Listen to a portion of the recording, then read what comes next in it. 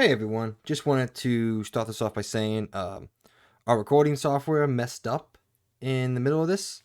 So at the 20-minute mark until about the 22-minute mark, things sound very weird, very jumbled and confused. So if you want to just skip through all that, we let you guys know what's going on, and then we just continue on with the show straight from there. So other than that, said hope everyone's having a great day. Hope you all are enjoying the content that we're trying to make here. And sorry for the little hiccup, but I hope you enjoy the episode.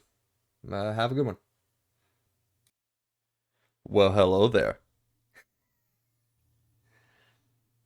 Sorry, I'm very excited about Obi-Wan, so I wanted to throw a little spot in there for it. What do you think? Oh, dude. So excited. I love some Obi-Wan. We'll talk Dude, about I that. can't wait for that show. We'll talk about that in a second. Anyway, what's up, everybody, and welcome to the XP Podcast, Episode 3 for Tuesday, March 15th. As always, I'm one of your hosts, Mike C., also known as DJ Ike. Joining me, as always, my co-host, my second in command, the Spock to my Kirk, the lighter to my candle, the fuse to my firecracker, the Birdman himself, Logan B. What's up? Hey, what's up, guys? It's been a week. As always, like last week, playing a lot of Elden Ring, getting my ass whooped. Very much enjoy that game. We'll be talking about that soon. But yeah, it's been a pretty good week so far. Not a lot of crazy things been going on. How about you, Mike? It snowed down here a couple days ago. Did it snow for you guys? Really?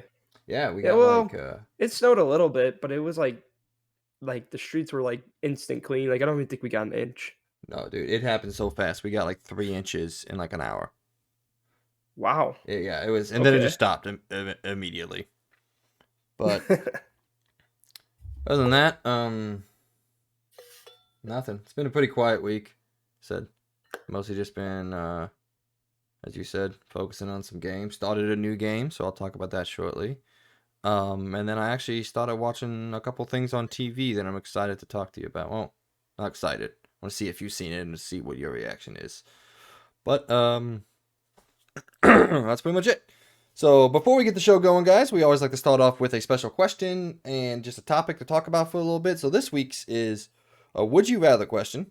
So Logan, would you rather be in your favorite video game but have to kill your favorite character, or be your least favorite character in your favorite video game? um, Dang, that's a tough question right there. Let's think this real quick. If I was in my favorite game and I had to kill my favorite character, So if you think back to the that's such a difficult if question you because think like, see, back here's to the the thing, like, let's. list, so Mm-hmm. you have to kill the protagonist of Red Dead Redemption Arthur 2. Morgan. Yeah, Arthur Morgan. Yeah.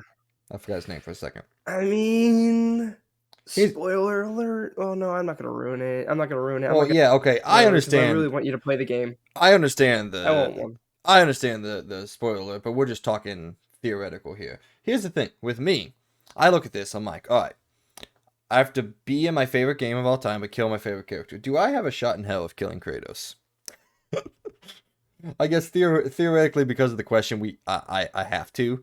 But like, I honestly Like you don't put. automatically, I guess, get to kill them. Like even if they're way obviously stronger than Yeah, just about anyone. I guess the Basically. question is like, you have to do it, but it's like I honestly don't think I could. But so I don't know. My least favorite character in my favorite game. Do I have a least favorite character in God of War? Ooh. Dang. Trying to think of anyone that would be the least favorite character in that game. There's got to be at least one character that's probably your least favorite. Like it doesn't mean they're a bad character. They're just your least favorite. The ogres. There you go. The ogres suck. They're terrible. No. I think I'm gonna have to go with be in your favorite game, but have to kill your favorite character. Yeah, I would do that too. It just It would sounds suck, sounds more but cool. I'd much rather that. Yeah, because like if I chose my least favorite character, it would be what is his name? I don't know. Micah Bell. Micah Oh, Bell. I hate fucking that dude Micah. so much, and Oh, literally I'd have to be him. So, yeah, either that or well, no, Dutch is a good character. He's God, cool. he So annoys me so I would rather do much. Micah Bell. He's always just like psychotic. Yeah, he is, but that's what's great about him. Like Yeah, that's what I well, love about the whole story. I don't know. So I guess Kind of I reminds me of if you ever watch Narcos, that is literally what you've uh told me 4 times Dutch to is. watch. You've told me 4 times to watch It's Narcos, so and freaking good. So good. I love that show. I'm just not a TV guy, man. You know, I like Ooh, TV, I have but something to I talk don't about watch when we enough. get to the So do what we've I. been doing. So So we are both gonna kill our favorite characters. Is that for sure? yeah, I think that's the best thing. I don't think I'd ever want to be the least favorite character.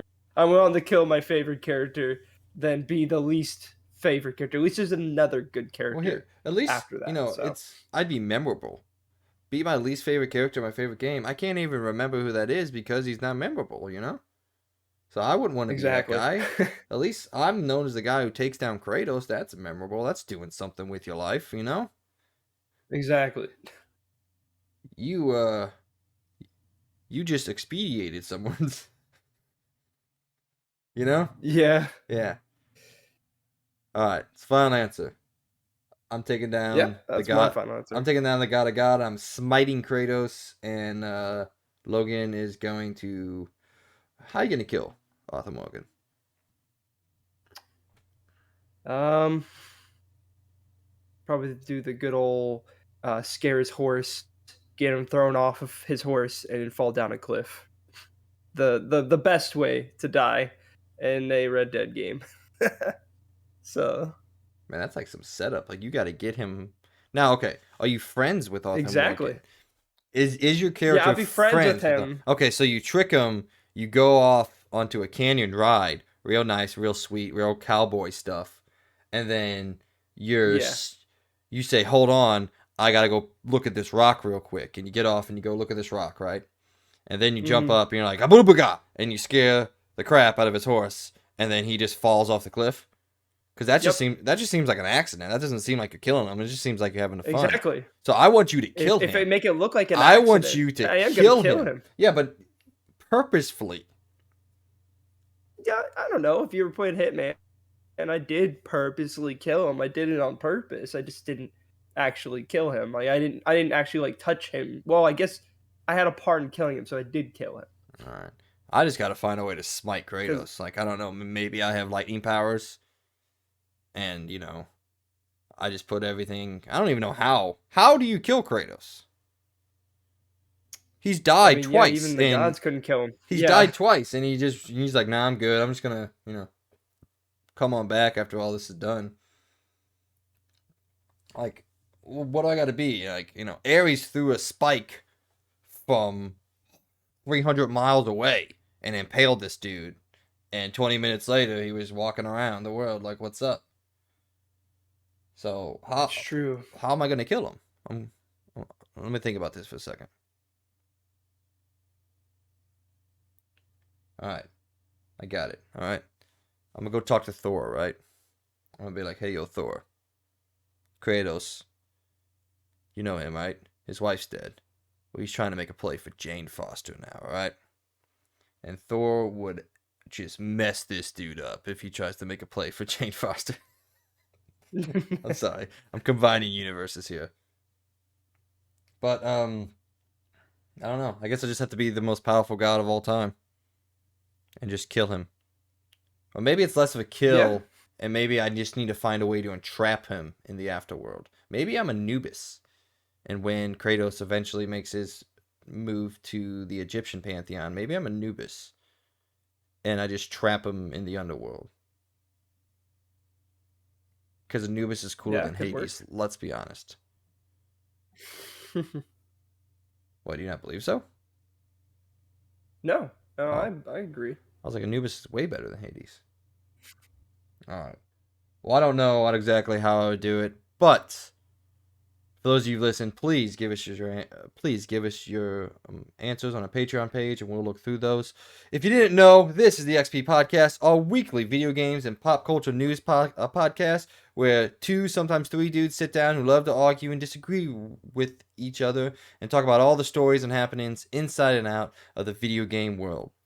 We post a new episode each and every Tuesday, so you can listen to it throughout your work week. You can find us on most of the popular podcasting services, starting with Apple Podcasts, Spotify, and Google. More to come. If you enjoy what we're doing here, please support us on our Patreon, where you can be a part of our weekly discussions and give us your opinions on everything we talk about and everything we don't. You'll also be able to find all of our uploads there, along with any exclusive episodes that we may post. Links for everything are in the description down below. If you don't have any money to throw our way, don't worry, we still love and appreciate you for listening to us and being a part of our growing community. As always, I want to take the time to point out our platinum members on our Patreon page. Logan Leffler, still want to give you a round of applause for supporting us here early on. So, thank you. Honestly, again, you Yeah. literally did not have to do this, but we appreciate it a lot, and it helps us a lot. I talked to him. He's snowboarding today, so he could not join us for the Really? pre-show. But yeah, he said he was out Dang it. snowboarding. He lives in Colorado, so he like bikes and snowboards, and he does stuff that sounds fun. But I'm like, man, would I really want to do all that? Probably not.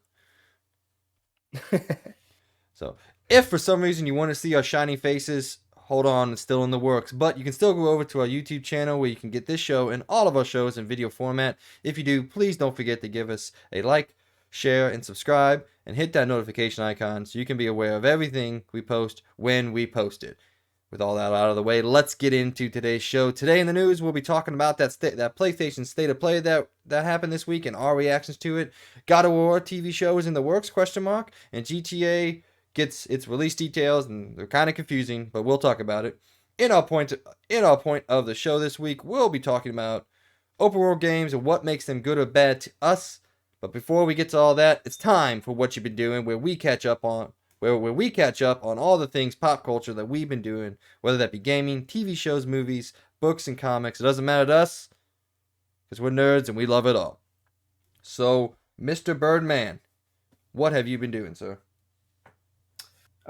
So as I started from the beginning, I have been playing Elden Ring, and it's probably gonna be this way for a couple weeks. Well, actually, that's a lie. This week, GTA 5, or whatever you want to call it, new, like I guess, upgrade number 2 or 3 now. Um, that's You mean coming a out patch? Tuesday. Patch, whatever you want to call it. It's an update. They're adding new things. I'm kind of interested in the whole ray tracing thing. I didn't actually expect them to put ray tracing in it. I'm sure it's not going to be like super crazy, but I'm excited to see it. But to go back on to what I've been doing this week, yep, Elden Ring finally hit the 20-hour mark, compared to my friend that was already like 50 hours in last week. Don't know how he's already gotten that far. Like every time I get home, I try to play as much as I can. I could probably get maybe 3 hours in sometimes. So it is amazing so far. I haven't really had that many problems with the game. At a point there, I thought I was running into a wall, and then it just got really good again. Like I was like, "Oh shit!" Like I was just like going through these caves, like right where I ended off recently. I got into this cave where there's a bunch of fake or mirage walls. So like you don't know, like it's kind of like a cave system, and you can find secret loot if you hit the fake walls, and they'll disappear. And sometimes you get screwed and you hit the fake wall, and there's like 20 skeletons behind that fake wall, and then they come all at you at once. But I gotta say, this game is still like every time I'm not playing it, I'm thinking about it, and I have been loving it. Like I can't say I'm not gotten mad at the game because I had my frustrating moments, a lot of frustrating moments.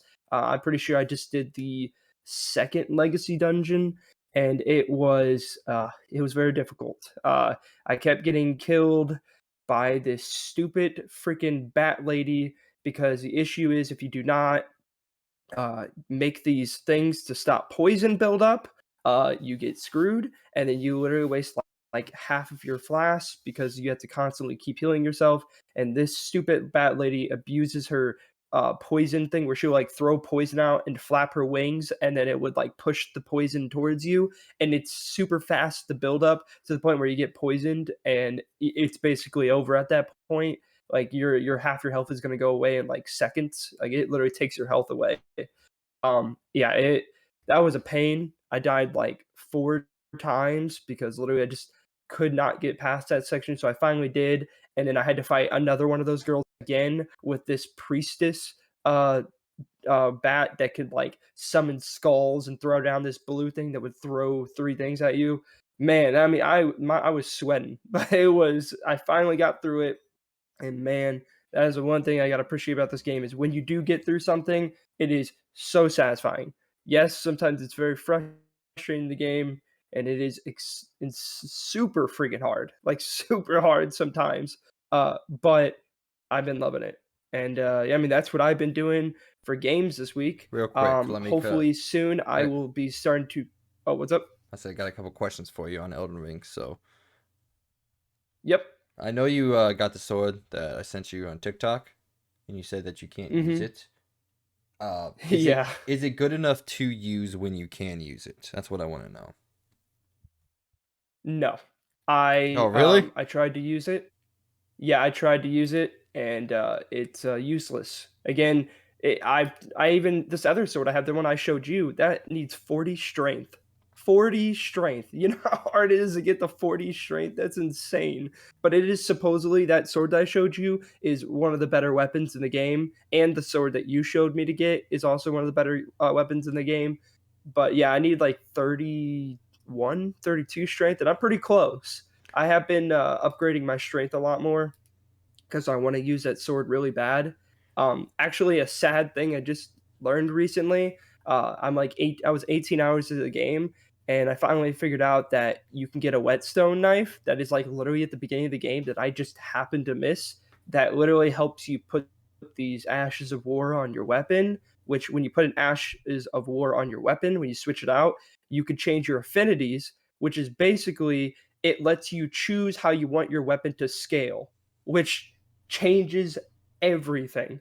Like, I did not know this. So I was able to change my katana into a blood katana, which, by the way, I'm still using that katana from the beginning of the game. I'm 20 hours into the game. Well, I doesn't changed it that to blood does it katana. doesn't that katana scale with your strength? I know one of the weapons scales with your strength. So like as you get stronger, the weapon itself gets stronger. I'm pretty sure it's the katana. Yeah, the katana originally scaled with strength and dexterity. I changed it to a pure strength scaling now because I've been leveling up my strength more than I even touch my dexterity. So now it is a heavy blood katana. It has a cool blood slash ability now that I added on it, and it's really fucking good. Like it like you I guess you like slice yourself a little bit with a katana, and then you throw blood at the enemy, and it does an insane amount of damage. And I love it. But the issue is you're hurting yourself every time you use it. So, but it is super good. Um, and yeah, also learning to change the scaling and how it works is a big deal. I did not know that you could do that. So now that I know that, it makes me want to try more things. Like I did get this big ship anchor weapon now that I have that I am actually the right level to use, and it's actually stronger than my katana, which I'm going to try that out and see how it is. And I found a bunch of new armor that actually is pretty cool because I actually been changing my armor around and learning new ways to build myself. But yeah, I mean, you got any other questions? Yeah, last question. Did you go back and go to those catacombs and try to get to the top level to fight the secret bosses that I told you about? No, I did Oh, not go back there. why not? Honestly, I don't even know where they are. I don't even know where those catacombs are anymore. Well, they should be marked on your map. Maybe I don't know. I mean, it's not like I didn't put a marker because there's like caves and stuff, but there's a lot of caves Yeah. I've been to, so I Well, have no idea which one is which. just keep an eye out because yeah, the one I watched the guy play through, it was one of the ones that I watched you play through at the very beginning. So I recognize it because I recognize the door and I recognize the sword room, the Yeah, dropping blades room, and yeah, if you get on top of those, you can actually get to not only a secret boss, but also you can get to the necromancer that's causing all the skeletons to show up. So if you kill him, Oh, he'll stop spawning the skeletons in those couple rooms. So okay. yeah, it's pretty cool. But no, that's all I got. I just want to know if you had done those two things or not. But hey, it's cool to hear that you're finally learning more about the game. That is one thing I've always not loved about Souls games is they don't explain anything to you. And like the games are already hard enough. I'm like, can't you just, give me a little bit of a tutorial and like, hey, this is a whetstone, this is what it's used for, this is how you can take advantage of it. And they're like, no, you can figure it out, which is cool. Like, but like I don't need to be told everything what to do, but like at least just like, hey, maybe try this. But I don't know. That's where I sit. Anyway, go ahead. But yeah, I mean, again, I'm gonna start putting together a review for the game. I know the game for me personally is probably gonna be a 100-hour game, which is gonna be a long time before I beat it. I might make, if it comes down to it, a mid-game review, just to give my opinions on it and see where I've been thinking, like, when I hit maybe the 40, 50-hour mark. I feel like now that I've hit 20 hours, I have at least a good, decent opinion of what the game is so far, and I gotta say, I love it. Like, I mean, I literally love this game, and if it keeps going the way it does, I might be changing my review a little bit. But okay, so other than that, Okay, give me 1 second. Actually, I hold on. guess yep, Oh, yep. actually, I'm sorry. Keep going. I need to check something real quick. Oh, oh. So I guess for anything else, I haven't really been watching TV lately. I don't think I watched almost any TV at all this week. But I did watch a movie that is Well, pretty hello old, there. and see where I've been Well, that's not thinking, pretty like when I old. hit maybe the It's been 40, out for a 50 few hour mark, years. and I feel everyone going I've the way heard it has said it's does. a pretty dang good movie. I might be changing my So I review a little finally bit. watched. A Wolf of Wall Street, on Wall Street, of Wall Street. Hour mark. I don't know why I can't think I of the feel name like right now. now that I I've know it's hit A 20. Wolf of Wall Street. I'm pretty sure that's what it is. Um, it's a good movie. Okay, I real watched quick. it literally. I'm gonna stop you Yep. real quick. So the recording screwed up. Uh, I got 20 Oh no. minutes. Do you want to just keep going and we'll just stitch it in there and we can tell people right here there was just a couple minutes missed? Or do you want to start Yeah. over Wait. again? Like, where? What do you? No, I don't want to start over again because I don't even know what I've been talking about. Yeah, you're good. I don't know how to like recap what I've been talking about. So, I'll do just you know where it ended at least? yeah, So I know where to start. you were talking about your review and how you're gonna put like 40 hours into it. So it's not too much. But for some reason the recording stopped. So I'll just send you both of these files and then when you can stitch them together, all right? Okay. Let's see here. So that was, I don't even know what I was talking about now. No, you're good. I You're guess we good. were talking. You asked me. You said something about a boss thing, and then yeah. Yeah, yeah, it was pretty much just like me Okay. saying how you were gonna like become the boss. Because you were talking about, how you're gonna write your review and that'll be coming up shortly. So at like the 40-hour mark or something like that. So Okay. So yeah, I'll try to kind of bring back what we were saying, and then all right. So I'll cut to that real quick. for those of you that are listening that are very confused, we apologize.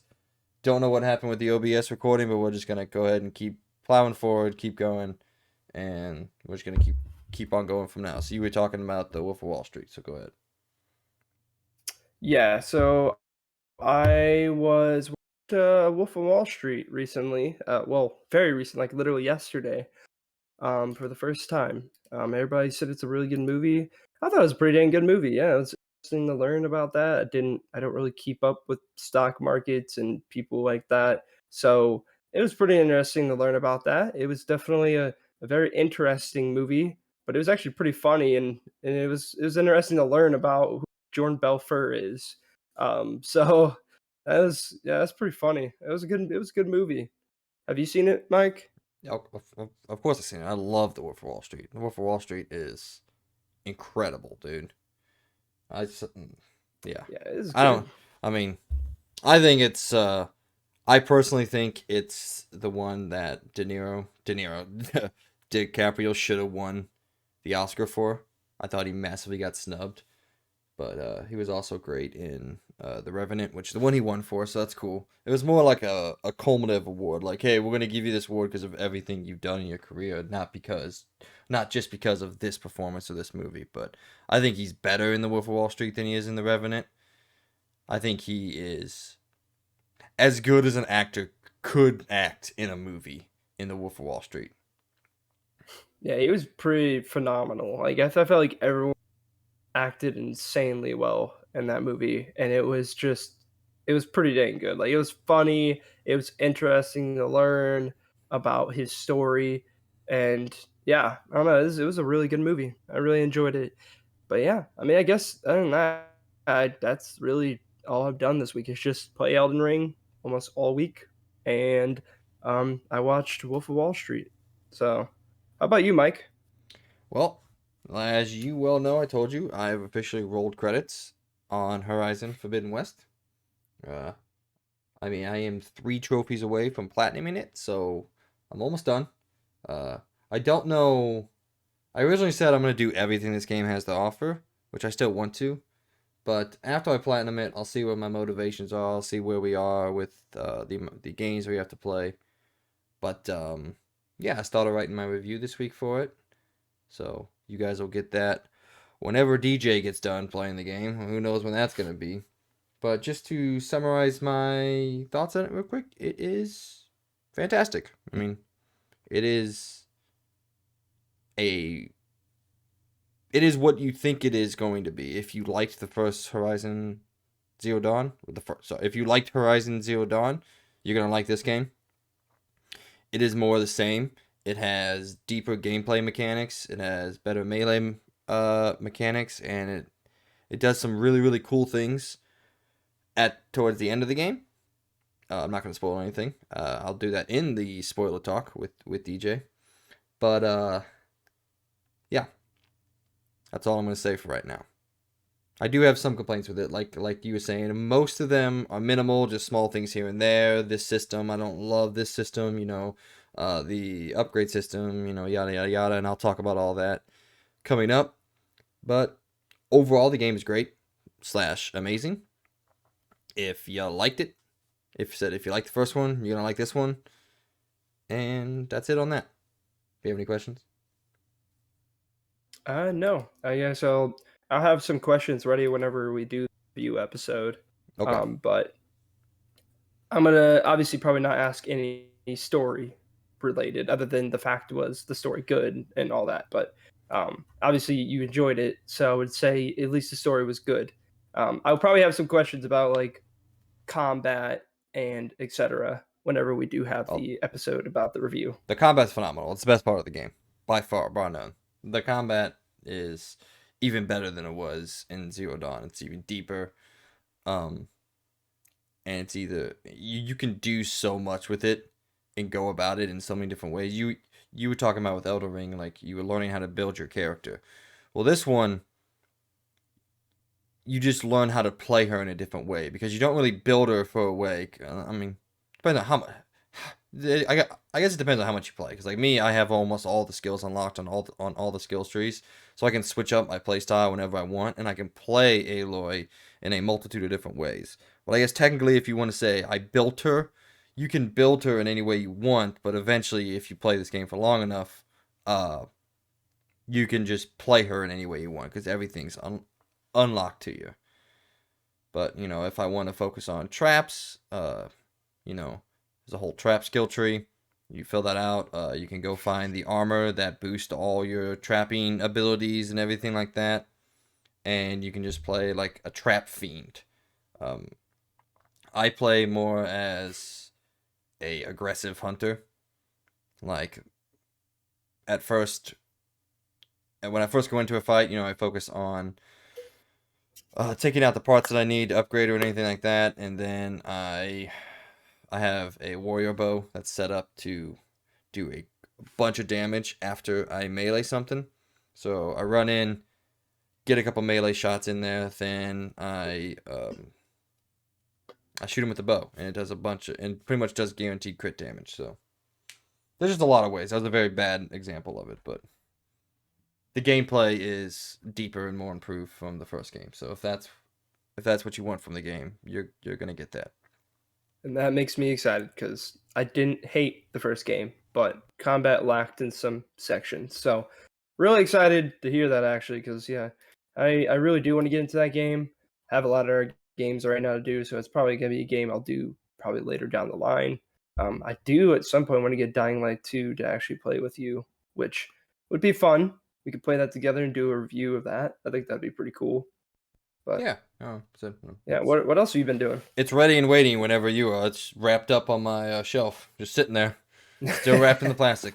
But what else? I started a new game. I am 11 hours into Pokemon Legends Arceus. So, um, it's fine, I guess. Yeah.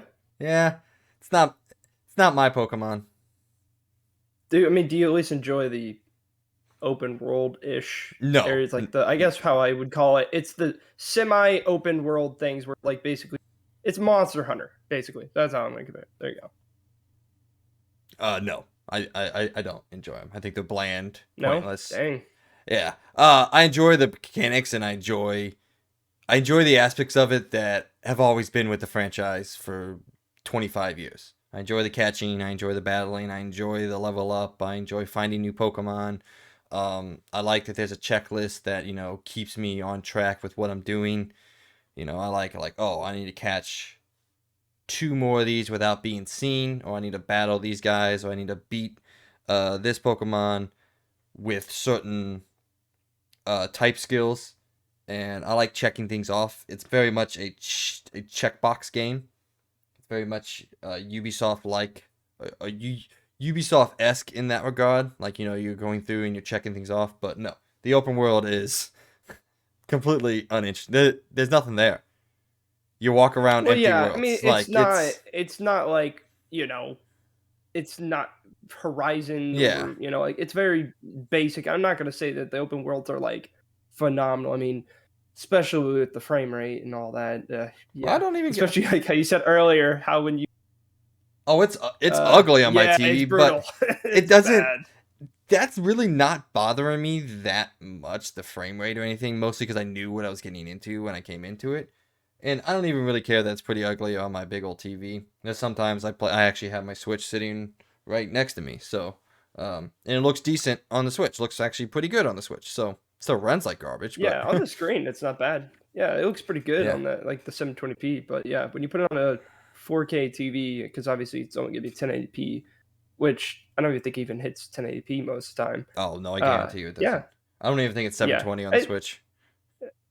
I mean, I still think it's a good game. I mean, I've enjoyed it. I don't know if I'm going to beat it anytime soon because I'm kind of stuck on Elden Ring, and every time I get home, that's all I want to do is play the game. So, Yeah, but it's it kind of just sucks. I mean, did you at least like the game other than the fact the open world, or you just don't like it because it's not the normal Pokemon game where you go no. from the beginning, you leave your house, you say, "Hey, mom, I'm never coming back. I'm gonna go fight all these gym leaders and then fight the big gym leader," and then yeah, Yeah, I mean, I clearly prefer that style. Like, I don't hate this game. I put 11 hours into it in 2 days. I started it yeah, yesterday. Wait, no. I started it on Friday, yeah. Thursday. One of those two. I forgot. But, so I'm playing it a lot. And again, I just love the general core of Pokemon games, the idea of catching them and battling of them. But one of the things is, maybe you can tell me if this changes later on. Do the trainer battles ever become a thing? Do you ever start, like, battling more people? Because I said I've played 11 hours and I battled the same person 3 times. He's like your Who quote was unquote it? he's like your quote unquote rival. He's in that blue and yellow shirt get up. He's Oh, in the yeah, main yeah, town. yeah. Yeah, I would call him your quote unquote rival, just like all the other Pokemon games have. But then I battled this group of chicks. There was some kind of bandit group, and then I Yep. battled my I think her name is Azura, like the main lady who's helping you out in the Survey Corps. Battled her a couple times for a Pikachu, but that's it.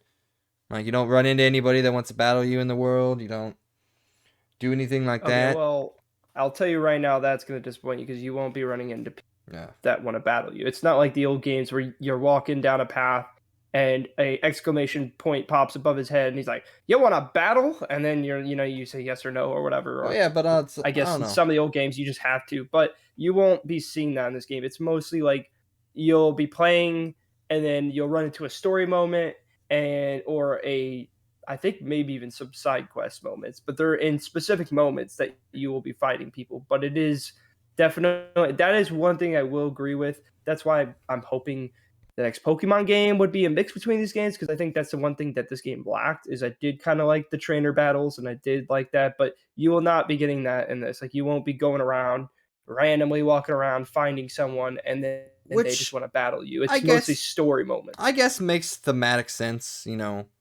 The people of this world don't like Pokemon, and it's your job to teach them the ways and to show them that they can be friends with them. So I guess it does thematically make sense. So that's not really my complaint. It's just kind of like I'm just walking around this world, just doing random things, and I'm going to a point on the map to do something, and then I go back to the town, and they tell me, "Hey, go take down this boss." And I've taken down 2 of the 5 bosses, by the way. Apparently, Okay. there's 5 total bosses from what it shows on my screen, so I've taken down 2 of them. But I mostly just want to get back and just keep leveling up my Pokemon. I'm trying to build a team. I have two. I have 2 Pokemon right now that I know are gonna be with me for the whole journey. I have a Luxray at level 39, and then my starter Pokemon is at level 38. So those are my 2 that are gonna be with me, and then I'm moving things in and out. I'm trying to just try out a bunch of different Pokemon. That's one thing I always do when I play Pokemon games is I always try to make new teams each and every time. I'm not the guy that every single game I'm like, well, I got my starter, then I got this Pokemon that I get every single time, and I use them.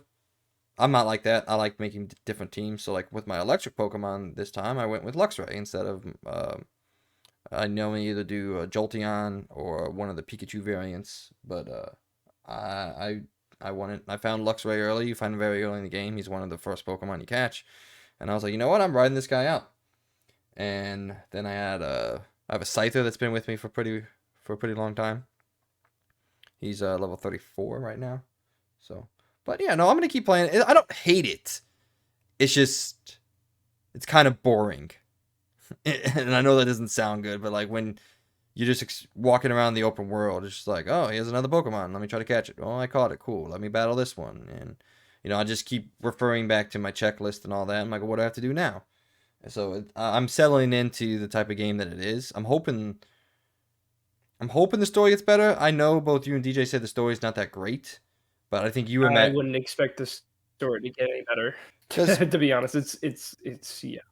Pokemon games do have good stories. Pokemon Black and White has a good story. Gen 5 has a good story. Sun and Moon had a good story. And like they're at least entertaining from time to being. So far I haven't found much entertainment to be had. So I guess I'm still technically in the earlier phases of the game. But so that's it. I just think it's just kind of boring. It's a boring open world. Like I'm hoping in the new one. Obviously, it's set in more quote unquote modern times, so there will be towns to visit, uh, places to go, people to battle in the open world. So it'll be a lot more interactive open world. It'll be a lot more things to do. Like I think that's my biggest complaint so far is this when I go out on these missions and I go out on these excursions or adventures, whatever you want to call them. There's just nothing. You just walk around. Oh, there's an Onyx. I haven't seen one of those. Let me try to catch it. Which again is cool and it thematically makes sense, but it's just I think it kind of makes for an overall boring game, in my opinion. But I guess a That's boring fair. game that I'm still gonna play for the next 40 hours of my life. So I guess who's the real cynic here? So sorry to disappoint you. I guess I know you really like this Pokemon and it got you into Pokemon, which I'm really happy. But it's I not my want Pokemon game. no. The issue is it's my Pokemon game because they're actually trying something new. But I said that what I really want is a normal Pokemon game, but mixed with what Arceus is. That's what I want. I think Arceus is great because of all the new things they're doing, and I like it. I didn't expect the story to be great because I don't really think any of the Pokemon stories are really that great. They're all the same thing of literally, hey, mom, I'm leaving. Mm. then fight all these people, get to the final, dude. That's it. That's Okay, Pokemon. that's not true at all. There's different characters, that different. Yes, every core. If you were to like write out the outline, it's like, leave home, battle gym people, meet an evil team, save the world, yada yada yada. Yes, but they do a lot of interesting new stuff sometimes, especially in like Gen 5 in Black and White, with the team and what it means to the world, and you get to learn about like their ideologies as people. And like there is characters in Pokemon games, there is development in Pokemon games, and there is stories to be told about these worlds. They all generally follow the same outline. But that can be said for a lot of things, Shoot, Star Wars Yeah. follows the general outline Oh, of shit. Oops. a lot of things. You're right. You're Sorry. dying. Accidentally turned off something real quick. Sorry about that. Keep Oh, going. you're good. So other than that, though, I started watching some crime documentaries. Don't know why. Just I play Horizon and Pokemon till like 10:30, 11 o'clock at night. Then I sit down for a couple hours while I'm going to bed and I watch some crime documentaries. Don't know why I started doing that, but I started and it's fun. So see, I watched the Watts, the one about the Watts family murder, on Netflix. Then I watched the one about Centoya Brown. That was really interesting. Thought that was a cool story to be told. I watched the new one of the worst roommates ever. That was a mini series, and that one was that one hit home a little bit. I've had some bad roommates in my time. I lived what I can only describe as to be a drug dealer. So that was awful. Yeah. Yeah, you know that guy. And then Yeah, I do. last night I watched the Jeffrey Epstein one. And I gotta say, I don't know if I can come up with a worse human being than Jeffrey Epstein. Yeah. I mean, I knew he was despicable and I knew everything about it because I watched the news sometimes, but like I hadn't watched the documentary yet, and I watched it. I'm like, man, this guy sucks. This guy's awful. And also the fact that they originally started investigating him in 2005, and he didn't officially get like reprimanded for what he did until 2019, and then obviously he kills himself a couple days later, and it's like, man, how? I understand he has an unfathomable amount of money compared to people like you and myself. Like we can't even think about how much money he has. It's that much, but like still, this guy sucked. Have you seen it? No, but I do know who he is. You should watch it, I've man. listened to a few. You should Yeah, I watch mean, it. is it on Amazon? No, it's on Netflix. Oh, it is. Okay, well Yeah, then I actually have Netflix, so I could yeah. watch it. It's 4 episodes. I watched it said all one night. So it's about hour long episodes, so it's like 4 hours, but it was really interesting. And I was like, man, this guy is a really shitty person. Like I as I was watching it, I think I was thinking to myself, I'm like, man, I'm trying to come up with a worse or similar human being to this guy. And there's only one guy that came to my head, and we all know who that is. He started with an H and had a really terrible mustache, or a great mustache, whatever you want to say. That's the only comparable human being I have to someone like this. That's fair. He's probably one of the worst of all time. But that's it. That's all I've been doing. Said Horizon finished. Well, not finished yet. Said still got 3 more trophies left. And then I'm gonna keep playing Pokemon because I love Pokemon games. Good news is, after I get done with Arceus, if I want a more traditional, I do have Brilliant Diamond to play through too, so I can get my Pokemon game in. You know. Yeah. So, anything else? You want to move on? No, I don't think so. All right. Well, that was what you've been doing. Where Logan and I go around and talk about everything that we've done throughout the week.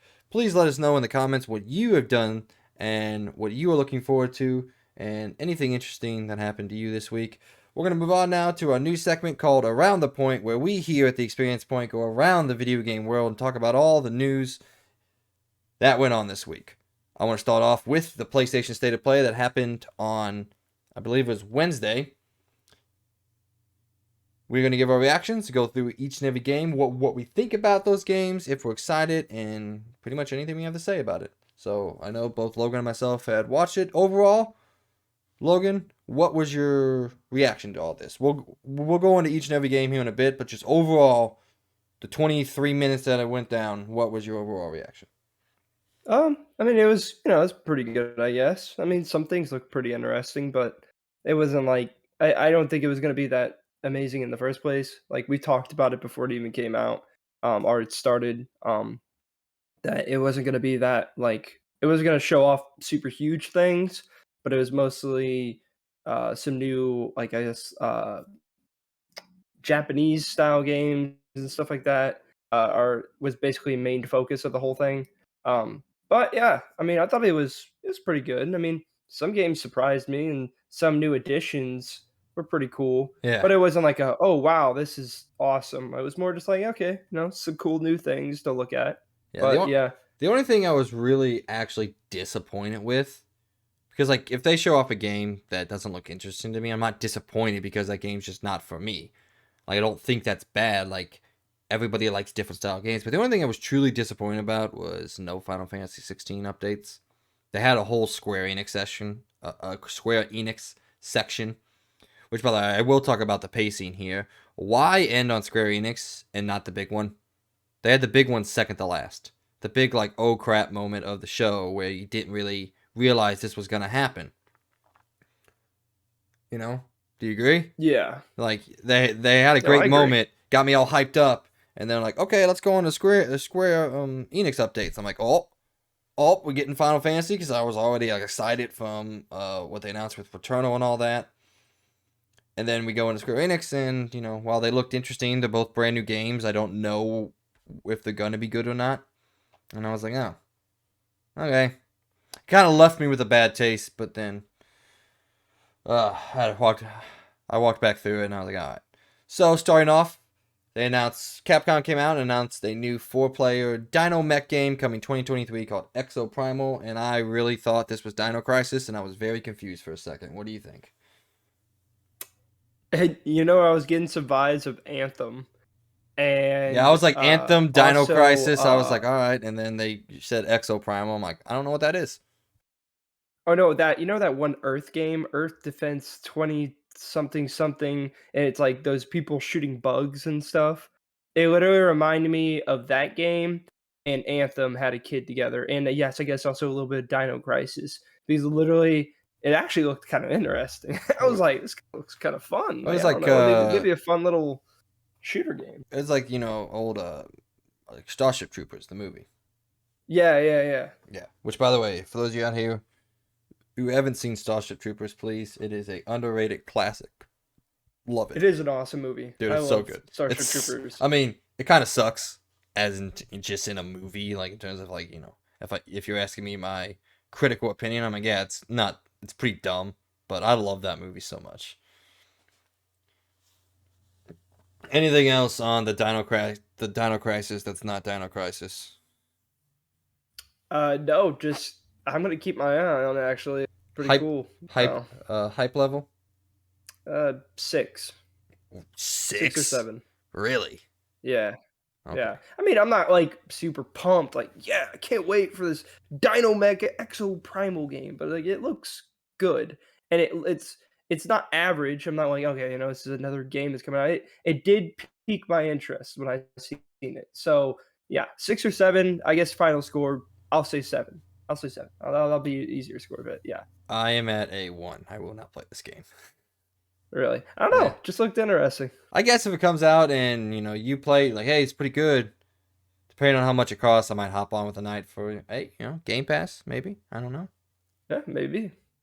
Maybe I get into it. Anyway, next up, they showed Ghostwire Tokyo, had a new gameplay / story trailer for it, and I gotta admit, every time I see this game, I'm like, yeah, this game looks super dope, super cool.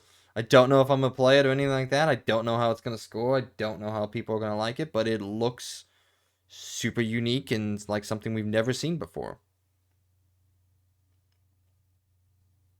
What do you think? Um, I don't know. It's a very weird one. I've been kind of keeping up with this game. Every so often I see something new about it, but it has been I don't know. I just don't really know what to think about it. Like I don't know if I'm really like interested to trying it out. It's probably gonna be one of those games I'll get later down the line to try out. But I do think it looks pretty cool. I like the way that they're doing combat. It's a little interesting with like the magic based, or like I don't know what it's called, but I'm gonna call it magic, I guess. The way that they were like fighting and throwing stuff around, he's doing all these hand movements. It kind of reminds me of like Naruto, where he's like doing all these crazy Yeah, hand yeah. I things to think that's throw out like that's spells what's and stuff. that's what's really cool about it is the hand movements and the way that he goes about combat. I think again, stylistically, this game looks awesome. I just I Yeah, know I'll agree with you. It looks really cool. I know they came out with an 18-minute uninterrupted gameplay, which I really need to sit down and watch because that's one thing I've been wanting to see. I'm like, what do you do in this game moment to moment? Like we've seen the combat and we see all that. What is it like in the world exploring? Um, is it like open world? Is it completely linear where you're dropped into a level and you just play? Like, what is it like moment to moment? That's one thing. So I need to watch that video still. I haven't watched it. Anything else? Sorry, I interrupted you there. Um, no, not really. I mean, it's one of those games I'll probably keep, an eye on. I don't know if it's going to be a game. I don't think it's going to be a game that I'm going to get when it comes out. It's definitely going to be a later down the line kind of game where if it gets not just good review scores, because I don't really care about that. That's great if it does get really good review scores. It's more of like I want to see more gameplay of it and see other. I do still want to see other people's opinions, but I kind of also want to see a lot of the game for myself and watch what reviewers are and people that just play the games and stream it and stuff. I'm just curious to see what it's all about, I guess. Yeah. So I would say I'm at a 5. I'm curious. I want to play it. I think it looks cool. I don't know about it. You know? What do you Yeah, got? I would say 5 for me too. Yeah. Yeah, Definitely 5. a 5. I'm not like super excited for it. I think honestly, Exoprimal caught my eye more. Weirdly enough, Hmm. that game Man, doesn't even look that great, but you really it still liked caught this my eye Exo more. Primal. I don't know why. It just looked interesting. I don't know why. It's so dumb, but like interesting. Like I mean, it's a video game. It's fun. So I don't know. It just looks fun. I don't know. I Well, don't know what hey, to think about it. that's all that matters. So next, they showed off a very, very short update for Stranger in Paradise Final Fantasy Origin. Announced a new demo was available at the moment that the state of play or later that day. So I love the Final Fantasy franchise. I will not be playing this game. It is it's just it's not up my alley. You know, Isn't it like Final Fantasy 1, right? Like isn't it like it's a it's like in Final Fantasy 1, no, but it's like it's a different gameplay? it's a prequel to Final Fantasy One. It sets up the villain in Final Fantasy One. Oh. Yeah, Yeah, I'm not gonna lie, not interested at all in the and game. I've seen trailers. I'm like, yeah, yeah, looks it's being produced okay. by Team Ninja, so the same people that did Neo, which I know a lot of people love Neo. They said of all, I know a lot of people are like of all the Dark Souls clones.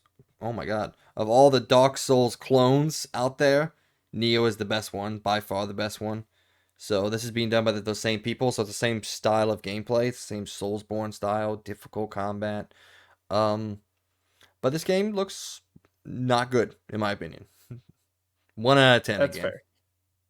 Yeah, I agree with the 1 out of 10. No, okay. 3 out of 10 mostly just because I'm interested in Final Fantasy as a franchise and I want to see how this game is responded to, which we will see very shortly. So next up, they showed a Forspoken update after the delay earlier in the week, which we can get into that real quick. So hold on. There we go. So this was a statement from the development team on Forspoken. They said, "We have made the decision to move the release date of Forspoken to October 11th, 2022. Our vision for this exciting new IP is to deliver a game world and hero that gamers across the globe will want to experience for years to come. So getting it right is extremely important to us. To that end, during the next few months, we will focus all of our efforts on polishing the game and can't wait for you to experience Freya's journey this fall. Thank you for your understanding and continued support. We look forward to sharing more about Forspoken with you soon." So after that delay, they came out and they had a what I think is a very very good gameplay trailer slash a little bit of story you found out there. And I'm gonna let you talk about this game first because I got a couple things to say. There's not really a lot for me to say. I'm not gonna lie, I'm not interested in it at all. Like at all. I've seen a lot of trailers on it, um, and it just I don't know. It I don't get what's so exciting about it, and I'm not gonna say that people shouldn't be excited for it, but the game just looks like they're trying to make a hey, let's put a modern day person and throw them into Final Fantasy, but it's not Final Fantasy, but it's basically Final Fantasy. And they add some comedy in there, and I don't know. It just does not look that good to me, but I'm happy other people are gonna be probably enjoy it. It's great, but it's one of those PlayStation exclusives I just don't really care to try. I don't know. Again, it may be if reviews come out and I see more gameplay about it, but I still don't even think I'm gonna be interested in it. I don't know. Something about it just does not catch my eye compared to other games. So, Well, what what about what about it is kind of holding you back from it? Can you put your finger on it, or is just something there? The character just doesn't really seem that interesting. I mean, she's I don't know what she's done in the past with like acting and everything. I don't care about that, but it's just more the character in general. What I'm seeing, she just does not seem that interesting. Also, I just find the whole style of the game very weird. It's like it literally just reminds me of Final Fantasy, I guess. Um, and again, I've never played any Final Fantasy games, but it just looks like they're trying to make a Final Fantasy game, but not fantasy game, and then do this weird thing where it's like there's some comedy in there, and I don't know. It just seems like a very cheesy game, and there's nothing wrong with a good cheesy game sometimes, but like I don't know. Like I watched that trailer, and then I watched the other gameplay thing that came out. I didn't watch the new one yet.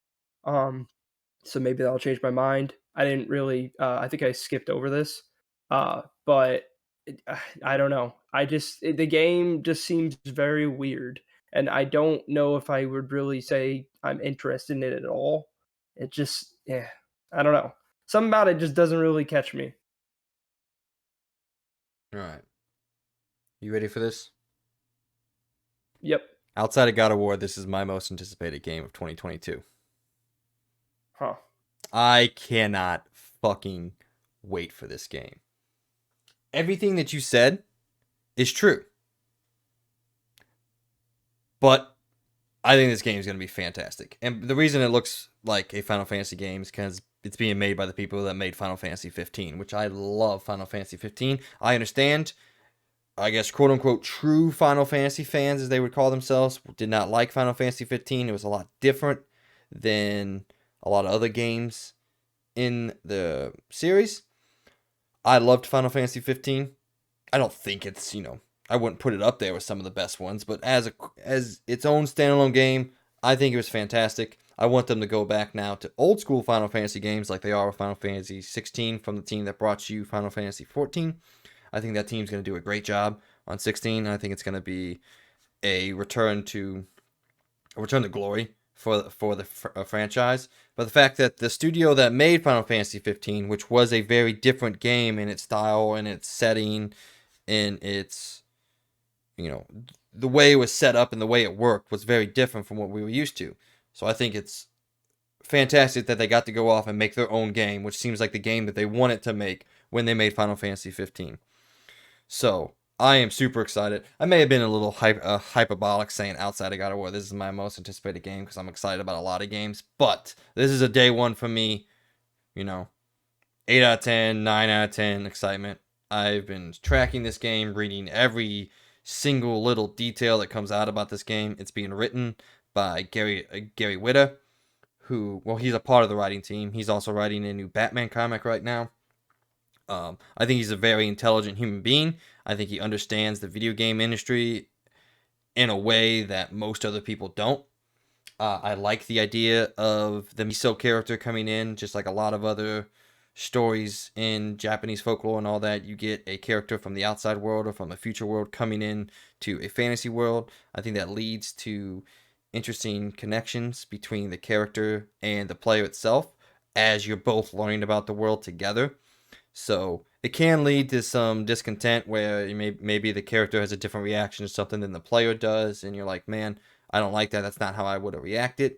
So it can lead to some disconsenting views on that regard when you go into the miso style of storytelling.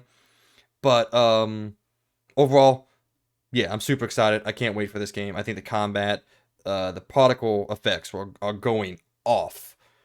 Luminous Production put everything they had into particle effects, and they said, we want the screen to be covered at all times. They Michael Bay'd the shit out of this game. And I'm there for it. I can't wait.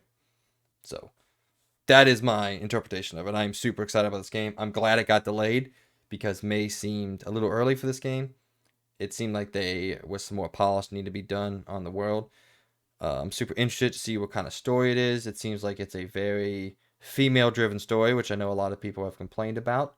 I just played Horizon, which in itself is a very female-driven story.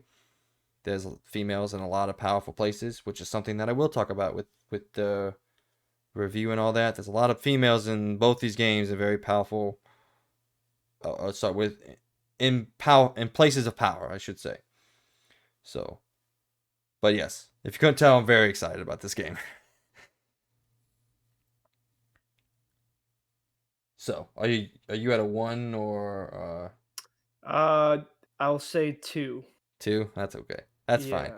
Yeah. I'm not excited about Exo Primal. You're not excited about Forspoken, so we can go off and play our own games. Well, I'm not excited for Exo. I am very curious. You gave it a about Exo. 7. It's not gonna be a game when we get it. You gave it Yeah, a because I'm 7 very out of 10. interested in it. Because that seems more interesting than Forspoken for me. But Oh, I disagree entirely. well, that's fair. I mean, we all have our own opinions, Yes, but I know. I just don't really. I just don't really find Forspoken that interesting. I don't know. Again, I think it's mostly the main character, which is literally the most important part of a video game. So if I'm not interested in her or anything about like what I've heard, doesn't really get me. And which by the way, speaking of the thing that people are getting mad about that stuff, that's just dumb. Yeah, Okay. yeah. We don't want to If get too people want to into it. It make was dumb. their story, yeah. If people want to make story and that's the characters they choose, then that's the story they want to make. Fine. Like that's cool. Like it's not like they made, Aloy was a guy in the first game and in the second game they changed it to a woman. It's not like that. So No, it's like there's a more in-depth conversation that we'll have in the coming weeks about that and our interpretations. But I like Freya, however you say your name, as a character. I think it could be cool. I like the idea that the thing that gives you your powers is actually talking to you. It reminds me of Transistor, a game from back in the day where the sword itself was like the narrator of the game. I think it's cool. I will admit some of her lines so far have been pretty cheesy, but also it's like, if you were ripped out of your world and put into a fantasy world of which you could wield like really cool magical powers, like you'd be kind of freaking out too, right? You're like, this is freaking awesome. This is fantastic. I just moved something with my mind, which is again is a dumb line, but I think internally that's what we think about sometimes if something like that would happen to us. Like I thought about like how I would react if I would get superpowers. I was like, this is awesome. I can freaking fly. What is so cool about this? So I'm very excited about it. Anyway, anything else? no.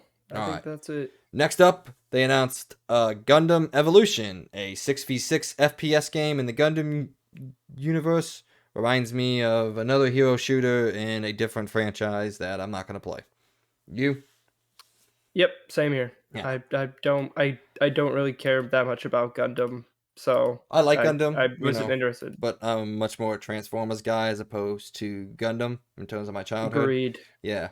But I know people who love the Gundam universe, so I want to see if those people are excited about this, what appears to be another hero shooter.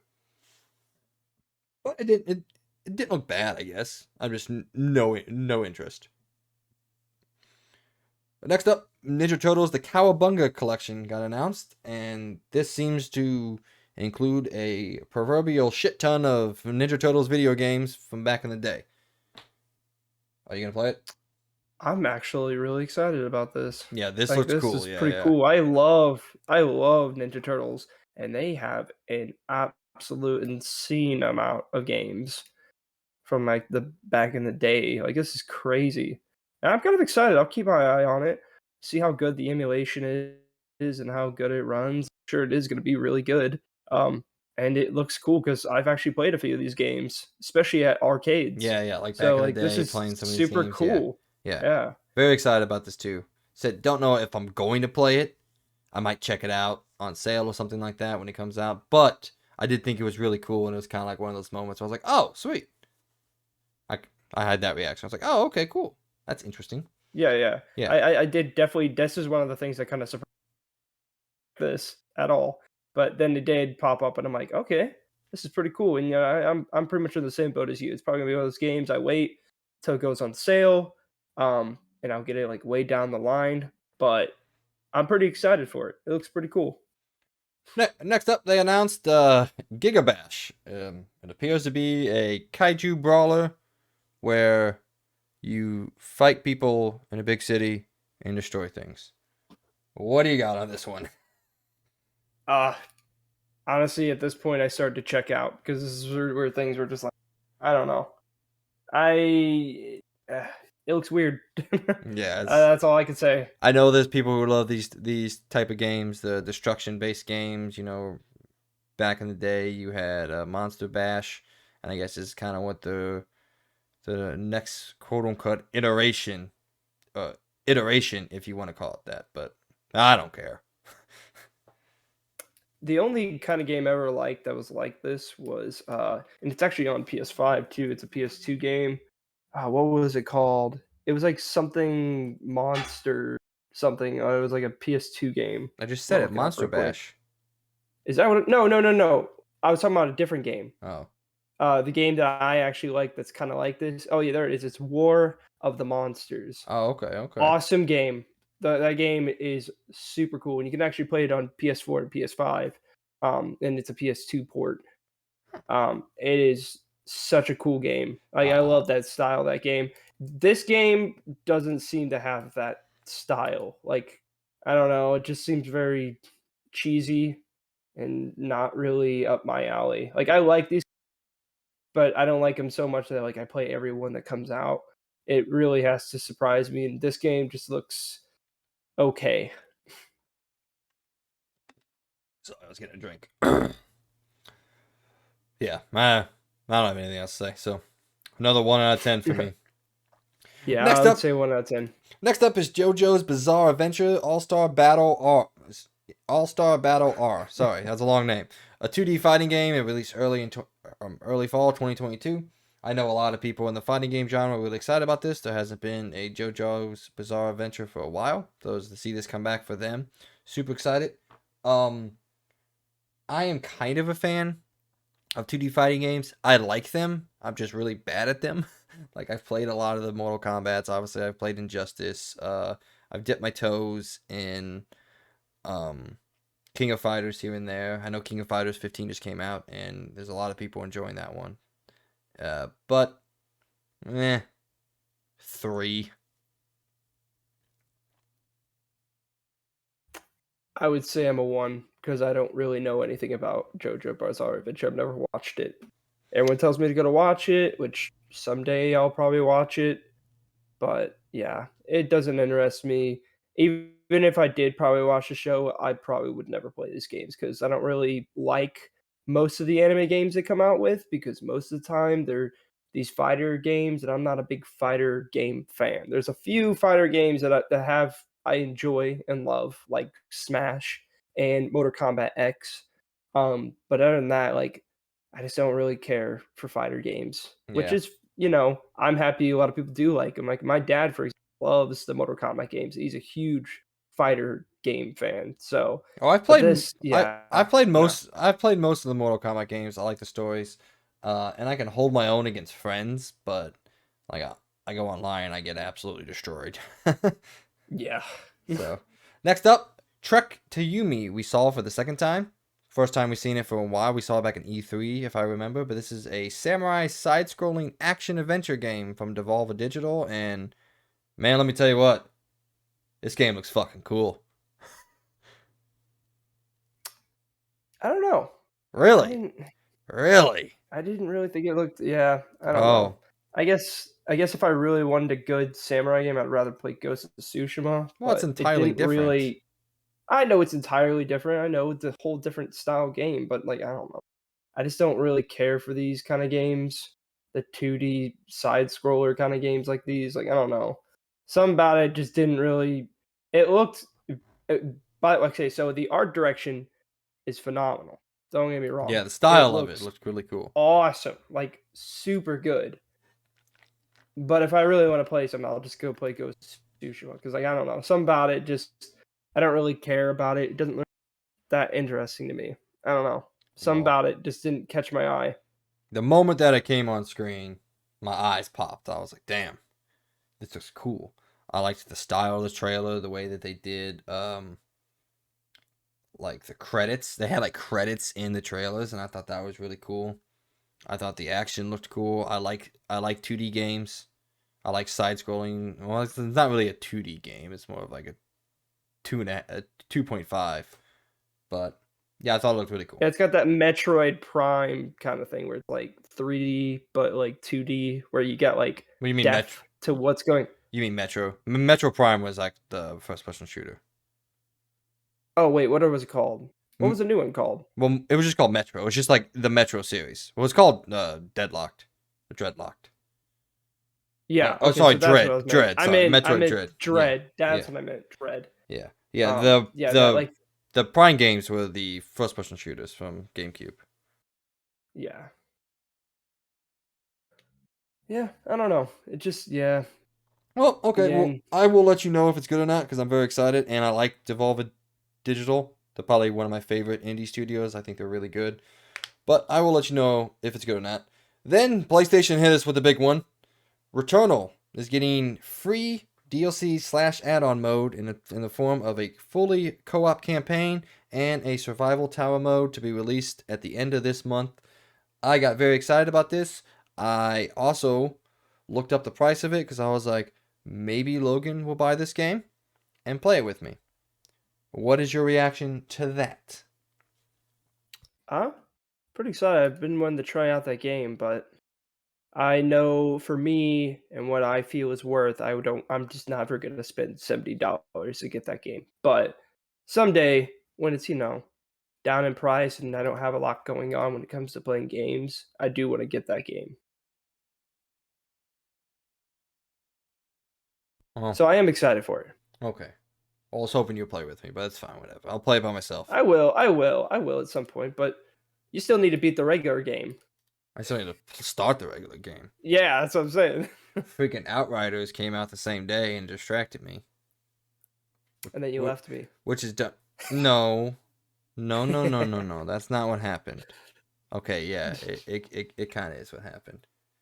Oh, dude, it sucked with, like, we had to, like, talk on Discord, and it was annoying. If that game would have added crossplay chat, it would have been so much better. But, like, it was just an annoyance to play with someone on a different system. And then Yeah, I agree. Eric and I just kind of high schooled it and we said, we're just going to keep playing with that. That's fair. I am sorry about that. Hey, it's okay. But I got it on Game Pass, so I didn't have to buy it or anything. So there you go. So the final update came from Square Enix. This is where, like I said, I got really excited because we had just come off Returnal on the show, and I was like, oh, they're gonna hit us with two bangers. We're gonna get, some more information on Final Fantasy 16. Nope, they announced two brand new games. One of them looked cool. One of them looked confusing with a weird name. So the first game is a new strategy RPG that looked like it could be cool. It's like a turn-based strategy RPG called the Dial Field Chronicles, which man, you gotta love Square. They know how to name some video games that confuse the ever living shit out of you. And then after that, a game that I thought looked really cool, Valkyrie Elysium. Gave me some Nier vibes. I thought it might be the next entrance in the Nier franchise, but it's not. However, I still think it looks really cool. A more traditional RPG, and I think like it could be an interesting game for me to play. So, what do you got? Yeah, I don't know. Battlefields didn't really look that exciting to me, but it's not my kind of game. Um, and then I don't even, for some reason, I don't remember seeing the Valkyrie Elysium, Asylum, Elysium. Asylum. The Asylum. the Asylum. No, yeah, no. Again, that's definitely, people, it definitely, yeah, I don't know. Just that does not really look that exciting to Well, me. you're just not the JRPG type of guy, and I am not. I And that's definitely why am. most of this wasn't as exciting as for like other people. It just, yeah. Yeah, so overall, I think it was exactly what I thought it was going to be. It was going to have some games that I liked, some games that I didn't care about, maybe one or two things in there that I was like, oh, that looks interesting. And that was Valkyrie, Elysium, and Trek to Yumi for me. Then it had Forspoken that I am super excited about, and a nice surprise in Returnal. The rest of them I didn't care about, didn't mean anything to me, but I know there are people out there that likes them, so that's what I try to tell people. Is like when a studio is putting together these showings, they gotta include things for a diverse group of players.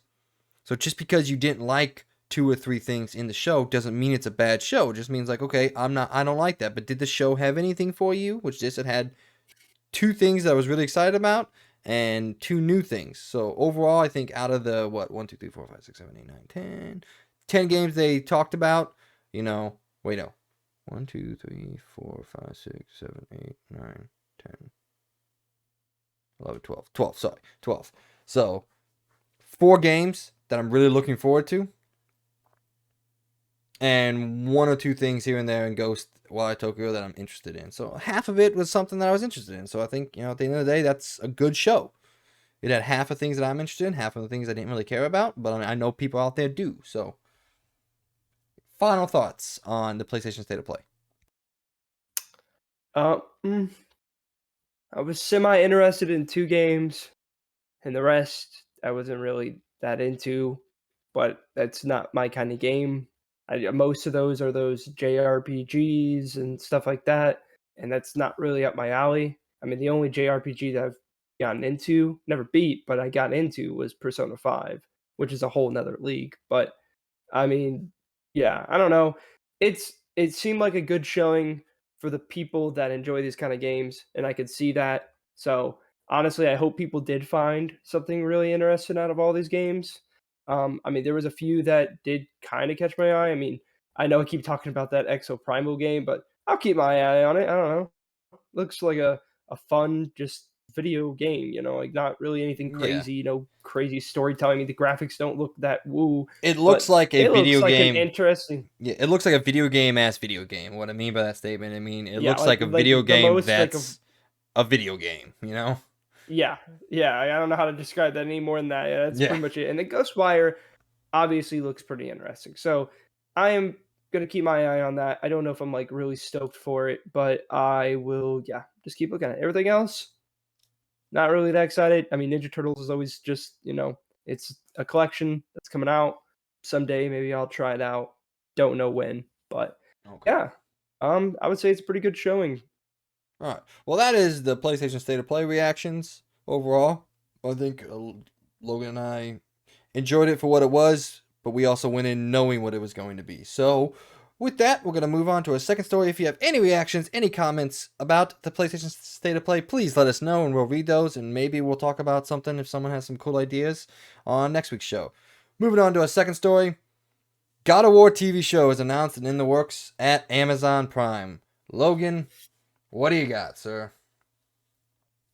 Oh man, if they Yeah, could pull this off, this no, is it's gonna be a Witcher. It's this is gonna come hyped. on. I hope. Yeah, it's gonna be a I'm more unbelievably mystical. excited. Yeah, yeah, this is cool. I know a lot of people are like, oh, another video game thing, but video game shows and TVs and movies have been massively changing for much more high quality. I mean, think of the last couple ones we've got. We got The Witcher, which I guess is more technically along the book lines, but the games are what made that series and made that franchise popular. And I don't think there's really much arguing to be had there. Like the books were good and are good. I've read a couple of them, but the game is what made that franchise popular in pop culture. Then we got Pokemon, the Detective Pikachu, a very good video game. Then we got Sonic, a surprisingly good video game movie. Then we got Uncharted, which I know a lot of people like. It's very successful. And now we got I know there's an upcoming Ghost of Tsushima movie. There's the Last of Us TV show on Xbox. There's the Twisted Metal show coming to Paramount Plus. And then Amazon itself is also producing a Fallout TV series and a Mass Effect TV series. So video game movies and shows are coming in hot. I don't think they're going anywhere for a couple years. We're going to ride this out for a while and see if these are any good. But I'm very excited. PlayStation, as you know, is making a huge push to have their franchises and their I lost my train of thought. Just like their IPs expand from games into TVs and movies. I think it's cool. It gives us more of what we like. It gives us more of what we love. It's been, happened with books for years and years and years. So I'm very excited. I don't really know what they're gonna do. What do you think? Do you think it's gonna be OG God of War or new Norse God of War? I would hope they would start with the old. I would hope. I don't know because with the absolute high popularity of the new, I don't know if they'll just start there and just start with the Norse. I'm really curious on where they will go with and how they're going to do the storytelling in a TV show form because there's not like I don't know. I really hope they do start from the beginning, or if they do want to start with the Norse, give us a storytelling kind of like, or I guess with like flashbacks and stuff to explain his past a little bit throughout the show so people can understand who he is. I have a feeling they're going to start where they are now and they're going to do flashbacks or they're going to do an episode about his past of the previous God of Wars. That's where I think they're going to go with it because of how popular the Norse God of War is compared to the other ones. I think they'll start there and then bring up his story so people that didn't play the God of War and are just watching the show can understand who he is. They'll probably do some flashbacks or something. Or they'll just pull what they did with Halo and say, we're making our own story with the God of War thing. Yeah, sorry, Who knows? I forgot to talk about Halo in terms of that. Mostly because I don't think anyone who likes Halo is excited for this game or this show. I want to watch it, but yeah, the fact that they're going to be not going with what the lore already is, and two, they're going to be showing his face. Yeah, that's like the biggest smack in the face to Halo fans. Like, what? Like, no one wants this. It's not Mandalorian, okay? Yeah, he took off his helmet, yada yada. But like, that wasn't that big of a deal because he's a new character. But Master Chief has been in video game history and has a wide history of just not showing his face ever. Yeah, we've seen glimpses of his face, but we've never seen his face, and I don't ever want to. That's the mystery behind him. I don't want to know what his face looks like, and I'm still curious about the show. I'm going to watch it. I've watched all the other weird Halo things, like the Forward Onto Dawn, which was just a weird horror thing. Like it didn't even have anything lore other than the fact that you just get to learn about the crappy character of Spartan Locke from Halo 5, but you get to like learn a little bit of his past, but it didn't really connect with the story at all. It was just a weird horror kind of movie with Halo. It was weird. Yeah, if you ever get a chance to watch it, it's strange. I probably won't watch it. I Yeah, like Halo, but but I'm not like knee deep in the lore of Halo. Like I play the games, and honestly, I've become less interested in the games as they've required you to expand your knowledge of the franchise some more, and I just don't love that. So the more they do that, and the more they go down that route of, oh, you got to read a book to understand what's going on in the sequel to this game that you played. It's like, no, I don't want that. Even yeah, no, I agree with that. even Star Wars. a franchise that has an unfathomable amount of lore and background. You can watch all the movies and understand everything that's happening in the show. Now, you can go out and read the books, read the comics, read everything, and get a more detailed interpretation of that and a more deeper understanding of that. But that doesn't take away and that doesn't base. Sorry, they don't take away from the series itself. Now, whatever you think about the quality of the series or anything like that, I'm talking about mostly about how you don't need the outside stuff to understand what's happening in the story of Star Wars if you just want to watch the 9 movies. Like my girlfriend. She just watched the 9 movies and she understands that. When I talk about, the Thrawn trilogy or anything like that, that means a lot to me as a Star Wars fan. She has no clue what I'm talking about, and it doesn't matter because she doesn't care. You can watch the movies that you're supposed to watch and enjoy it. And then, if you enjoyed it enough, you can go get further details and further stories in that universe. Granted, yes, I know they're not, all the stuff isn't canon now anymore, but it still exists in my head. Like, it's still a part of the Star Wars franchise. And I think that's where video games, especially Halo, and there's a couple other ones that do this, fail. They require you to have outside knowledge to enjoy a sequel to a game that you played. And I hate that, personally. You being the Halo fan, I'm sure you got something to say. Oh no, I mean I 100% agree. No, I know Halo. After Halo 3 and 343 took over Halo, they Halo 4 wasn't that bad. Halo 4, you could still get the gist of knowing, and it's not super hard to figure out what's going on. And then Halo 5 comes out. That game was a mess. I mean, I didn't even know what was some of the things that were going on. I'm a huge Halo fan. I'm like, oh, you got to read like these 3 books, get the comic book, watch this series, and you'll finally understand. Like, I did watch one of the series, which was about Master Chief's past, which was really cool to learn actually, and like what his the whole alpha team or whatever that he's with, that their importance with him is because they were like part of the same program with him. They're kind of like the brothers like in Witcher, like how all of them were all together when it all started. So like, like it's the same thing for Master Chief. Like he has, the people that all got experimented. Actually, it's kind of funny because they have like the same kind of story in that sense, where they both were experimented, they all lived, some people did not, and they all got these, powers or just strength from getting through all these tests. But yeah, if you didn't watch that and you go into Halo 5, you're gonna have no idea who these people are. And yeah, I 100% agree. Halo has gotten really bad, and it's kind of hard to get back from that because even with the new Halo, they didn't really still explain a ton, but it's definitely better than Halo 5 was when it comes to telling the story and understanding what's been going on. But Halo 5 was just like a jump into like this story that's in the middle of a bunch of other stories that if you do not read or understand the end other stories, then you're not going to know what's going on here. So, yeah, no, I agree. But All right, well, circling back I, around before we move on. yeah, Yes, I'm very excited for the God of War TV show, and I don't really know where they're gonna go with it. I don't really know what I want them to do with it because, like with The Last of Us, it's clear that they're just gonna retell the game, which I think is perfectly fine. I think that opens up a phenomenal story to well, my own opinion, a phenomenal story to a much wider audience. And obviously, they're going to add a little bit more details here and there about certain characters or certain things and certain events that happen. But I don't really know what they're going to do with the show.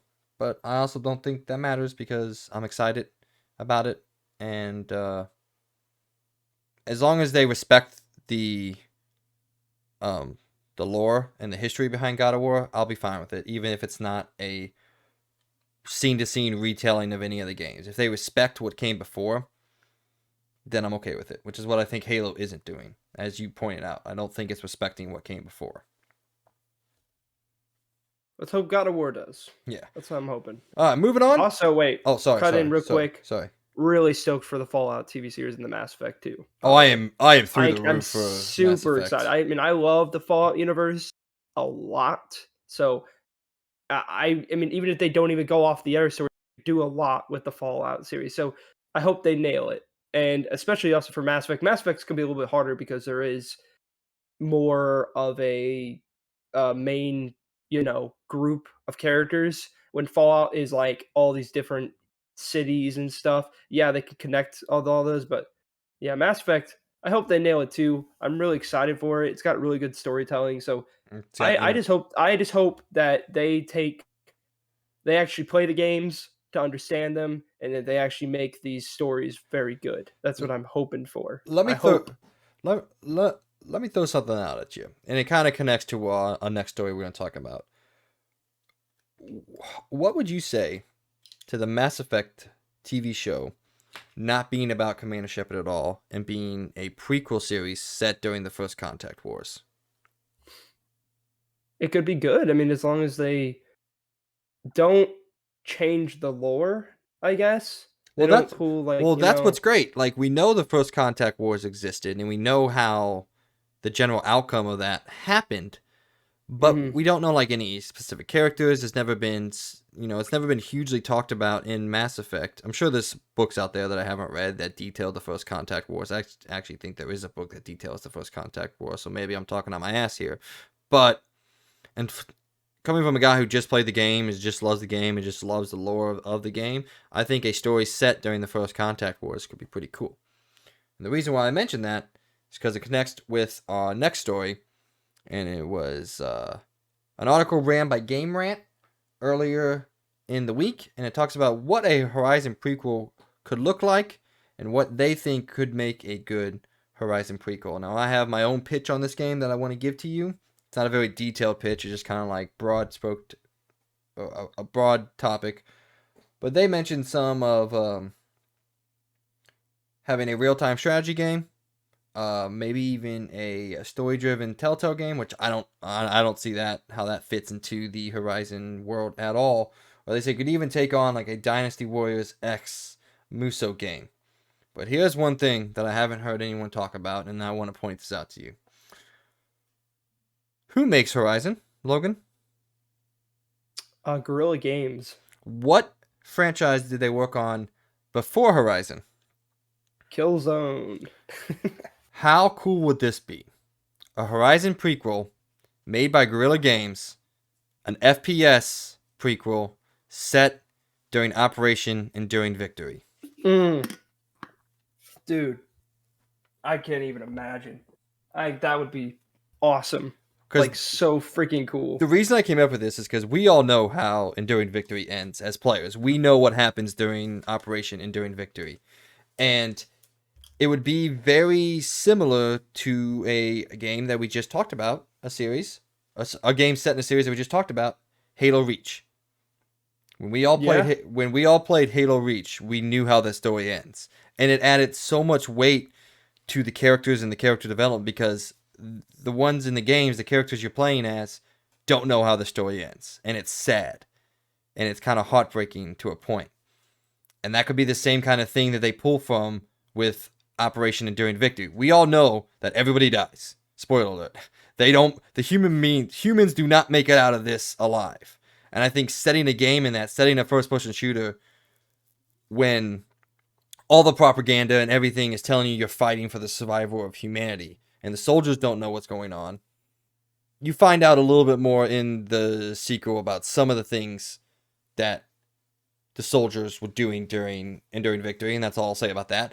But I think this is a huge opportunity and could be really, really interesting and kind of play off that same idea of Halo Reach, that like this is a war, this is a fight, and nobody makes it out of it, no one wins, and then they make you get to know certain characters, a couple soldiers that you're playing as in this fight for human survival, and I think that could be so cool. I would play the shit out Uh, of that game. oh, I would be so hyped for that because literally I am so curious about what was going down in that. And they give you the little details, which is see it. I really want to like literally it would be super cool to have a prequel like that where literally you get to play as like a soldier or something like that that's a part of that. And yeah, we know how it's going to end, but it would be very interesting to see it from that point of view.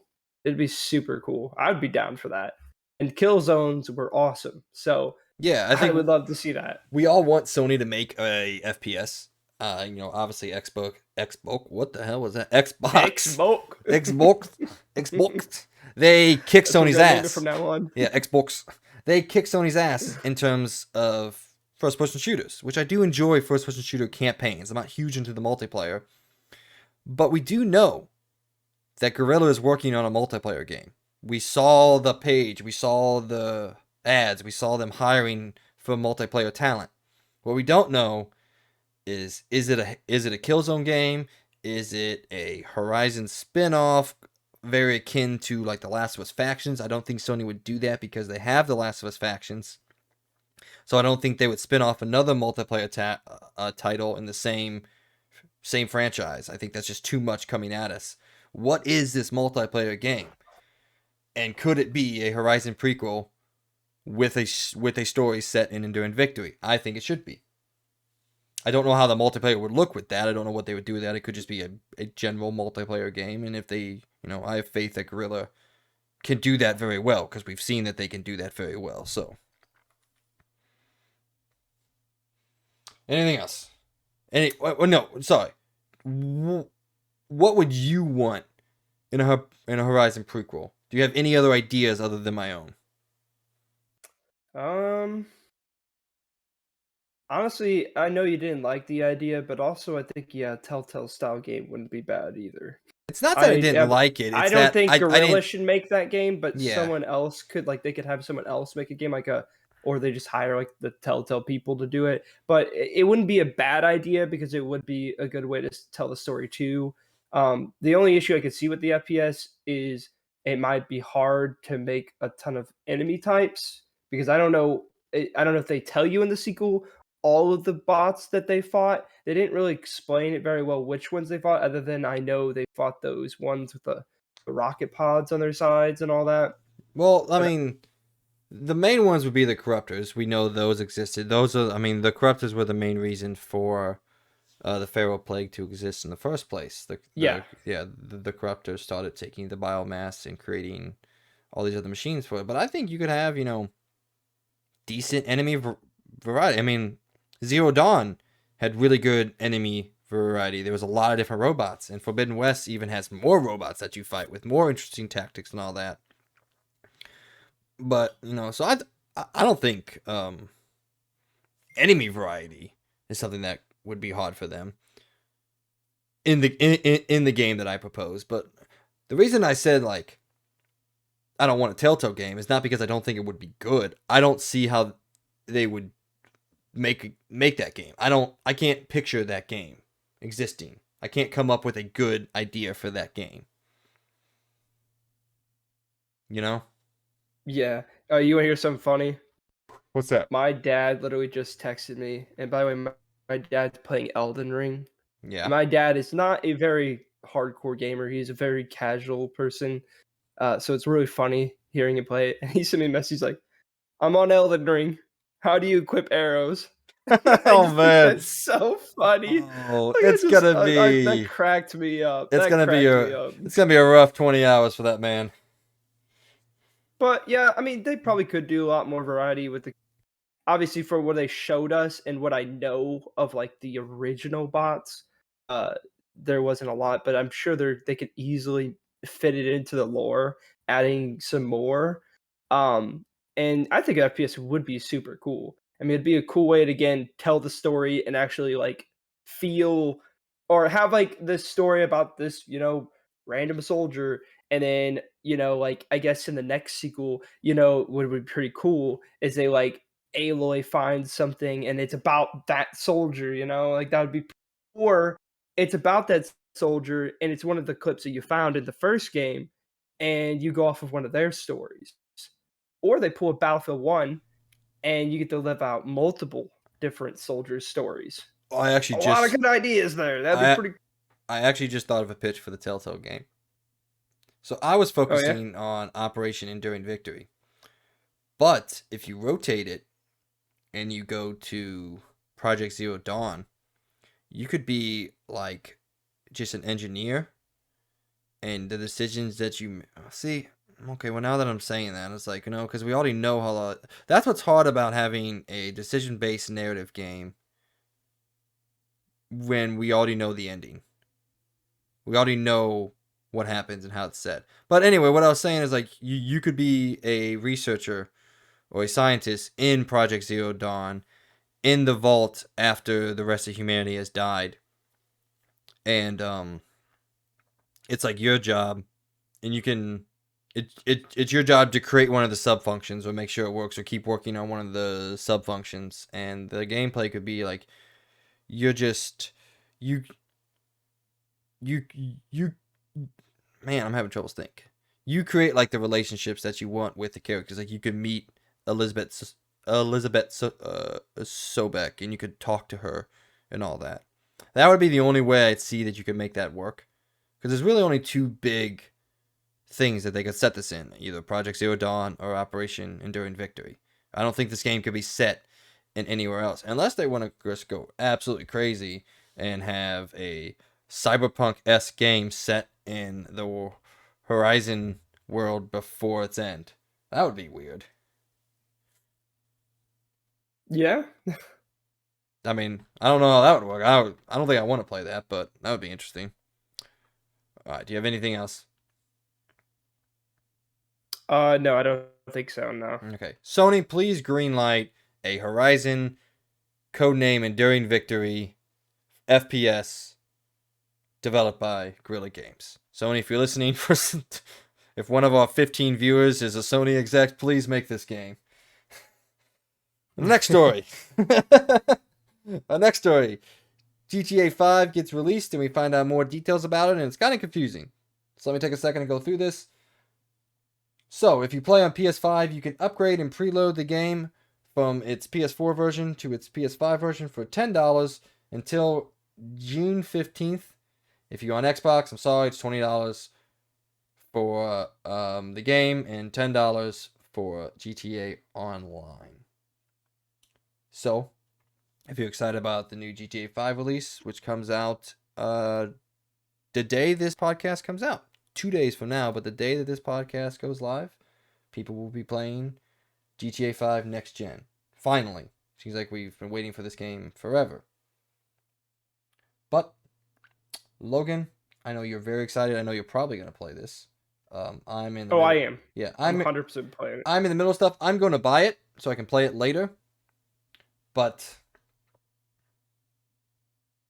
yeah, what do you think about this? What do you think about kind of the confusing nature of the way they decided to do this? It's a little weird because I don't know. I guess they didn't know how to make an upgrade path, but I guess they didn't. They still made a good way of getting the next gen one. Like right now, if you have a PS5, you can get the full game for $10. Or on Xbox, it's $20, which is strange, but maybe there's a deal going on, Well, which is yeah, not a surprise because because I mean, GTA Online is gonna be for PlayStation well, 2 as also well. Sony's had the whole marketing deal and everything with GTA 5. We've been seeing it Yeah. all the time. So I think that's where Sony just got a little bit of marketing deal, and that was probably a part of the deal. Like, hey, the game comes out and it's better to play it on PlayStation than it is on Xbox. Not in terms of visual quality or anything, just in terms of introduction and getting into it. But yeah, I'm really excited for it. I'm excited because I did get on the. Yeah, I know. Ooh, you guys all heard that. Xbox person. No, I got it on PlayStation because I'm not gonna lie, I really like the DualSense controller and how it has all the built-in haptics. Dude, it's so cool. And to get back in the GTA with not only the new experience of the game running at 60 FPS, looking really good, also them adding ray tracing. Curious to see what that's all about. I heard they updated the water reflections, so I don't know if it's going to be reflections or if it's going to be shadow ray tracing. I didn't really see any details on that. Um, but I'm really excited nonetheless because it's also really cool because they're doing a Spider-Man thing where there's a performance ray tracing mode, which is awesome to see. Um, So I don't know. I'm curious to see what the new differences are. I'm excited to see the how it feels to play with the haptic feedback while playing GTA 5, a game that came out in 2013. I'm really excited to see how that all feels, what all the new things are. I'm excited to try out the new 3D audio that they keep hyping up. I'm excited to see the new explosions that they keep hyping up. So I'm ready to see. I don't know. I'm actually really excited to get back into it again. I mean, I do love GTA 5, and this gives me excuse to beat it yet again. And I'm really excited. And I also had bring it up to Mike. I don't know if he's gonna ever be willing to do it, but Oh no, I thought maybe I'm since 100% willing to do GTA, it. yeah, I've been, I kind of want to try GTA Online again. I haven't played GTA Online in like literally forever. I think the last time I played it is when they had the Lowrider DLC come out for GTA Online. So it's gonna be a whole new world getting back into because I was one of the OG GTA 5 people. I got it day one on 360. Um, I played it all the time. I played it for like years on that, and then it came out on Xbox and or Xbox One and PS4, and I played it on there.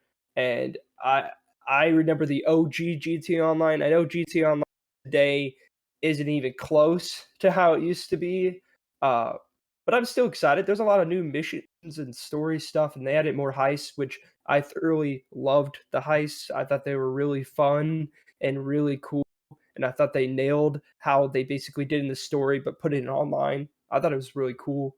So yeah, I thought it'd be fun to get back into that. What about you, Mike? What are you thinking? Well, I have a question for you, Yep. and I want you to go in a little bit of detail here with your thoughts about it. Two-part question. First part: what is the likelihood that they mess this up, akin to what they did with the trilogy? And then second part: why this game before Red Dead Redemption 2? Why this game's next gen before Oh, Red I Dead know. Redemption 2? I know. So, This actually makes me feel extremely sad because I'm not gonna lie. I had this theory in my head. I thought they were going to surprise us when when it was getting close to GTA 5 releasing on next gen, that they're gonna be like, guess what? We're also doing it for Red Dead Redemption 2. And I'm like, I would have been blown away. Like I would have literally like I want Red Dead Redemption 2 to get an upgrade. And it's really sad how Rockstar literally just like that game is so good. I mean, literally, it's in my number one game vault. I love that game, and it's phenomenal. And the only reason they don't support the game is because it doesn't make them as much money as GTA 5 Online.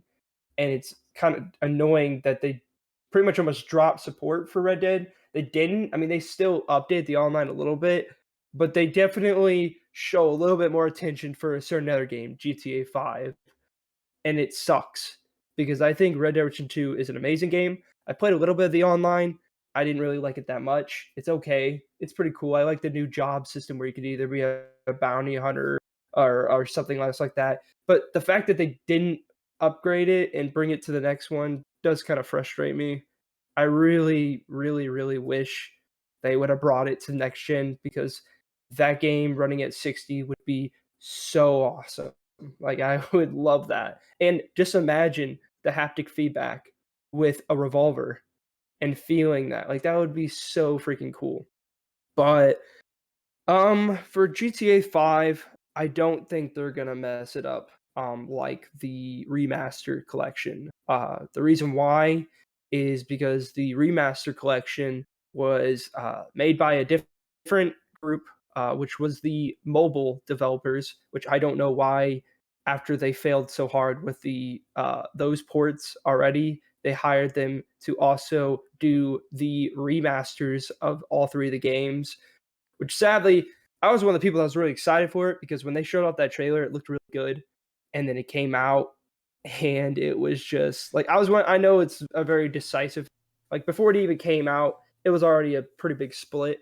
Some people were really like I was one of the find it bad from the trailer. Like I didn't think people looked that bad. I thought some things looked amazing. Like I remember when they showed GTA 3 in the trailer and it was like that train scene. I was like, wow, this looks really good. I mean, I was expecting it to be like super crazy, but I was like, that kind of blew me away. And And then then it it came started to out, rain in the game.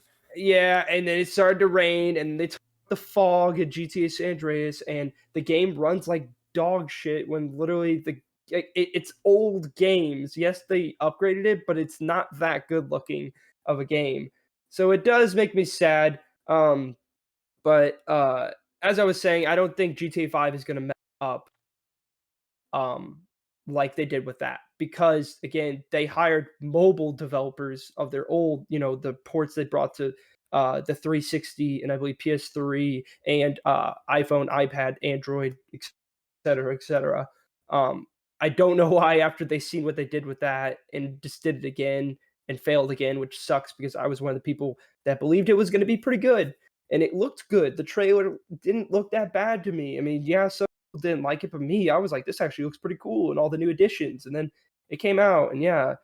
So I again, to be short, yeah, I really think GTA 5 isn't gonna have that problem. I think it's gonna come out, gonna run perfectly fine because it's actually made by the Rockstar people. So Yeah, I have full faith in it. I I think it's fine. I was just asking you if you were worried about it because I know you are very excited about this. So, but I have full yeah, I'm faith in not it. I'm not that worried. Like, yeah.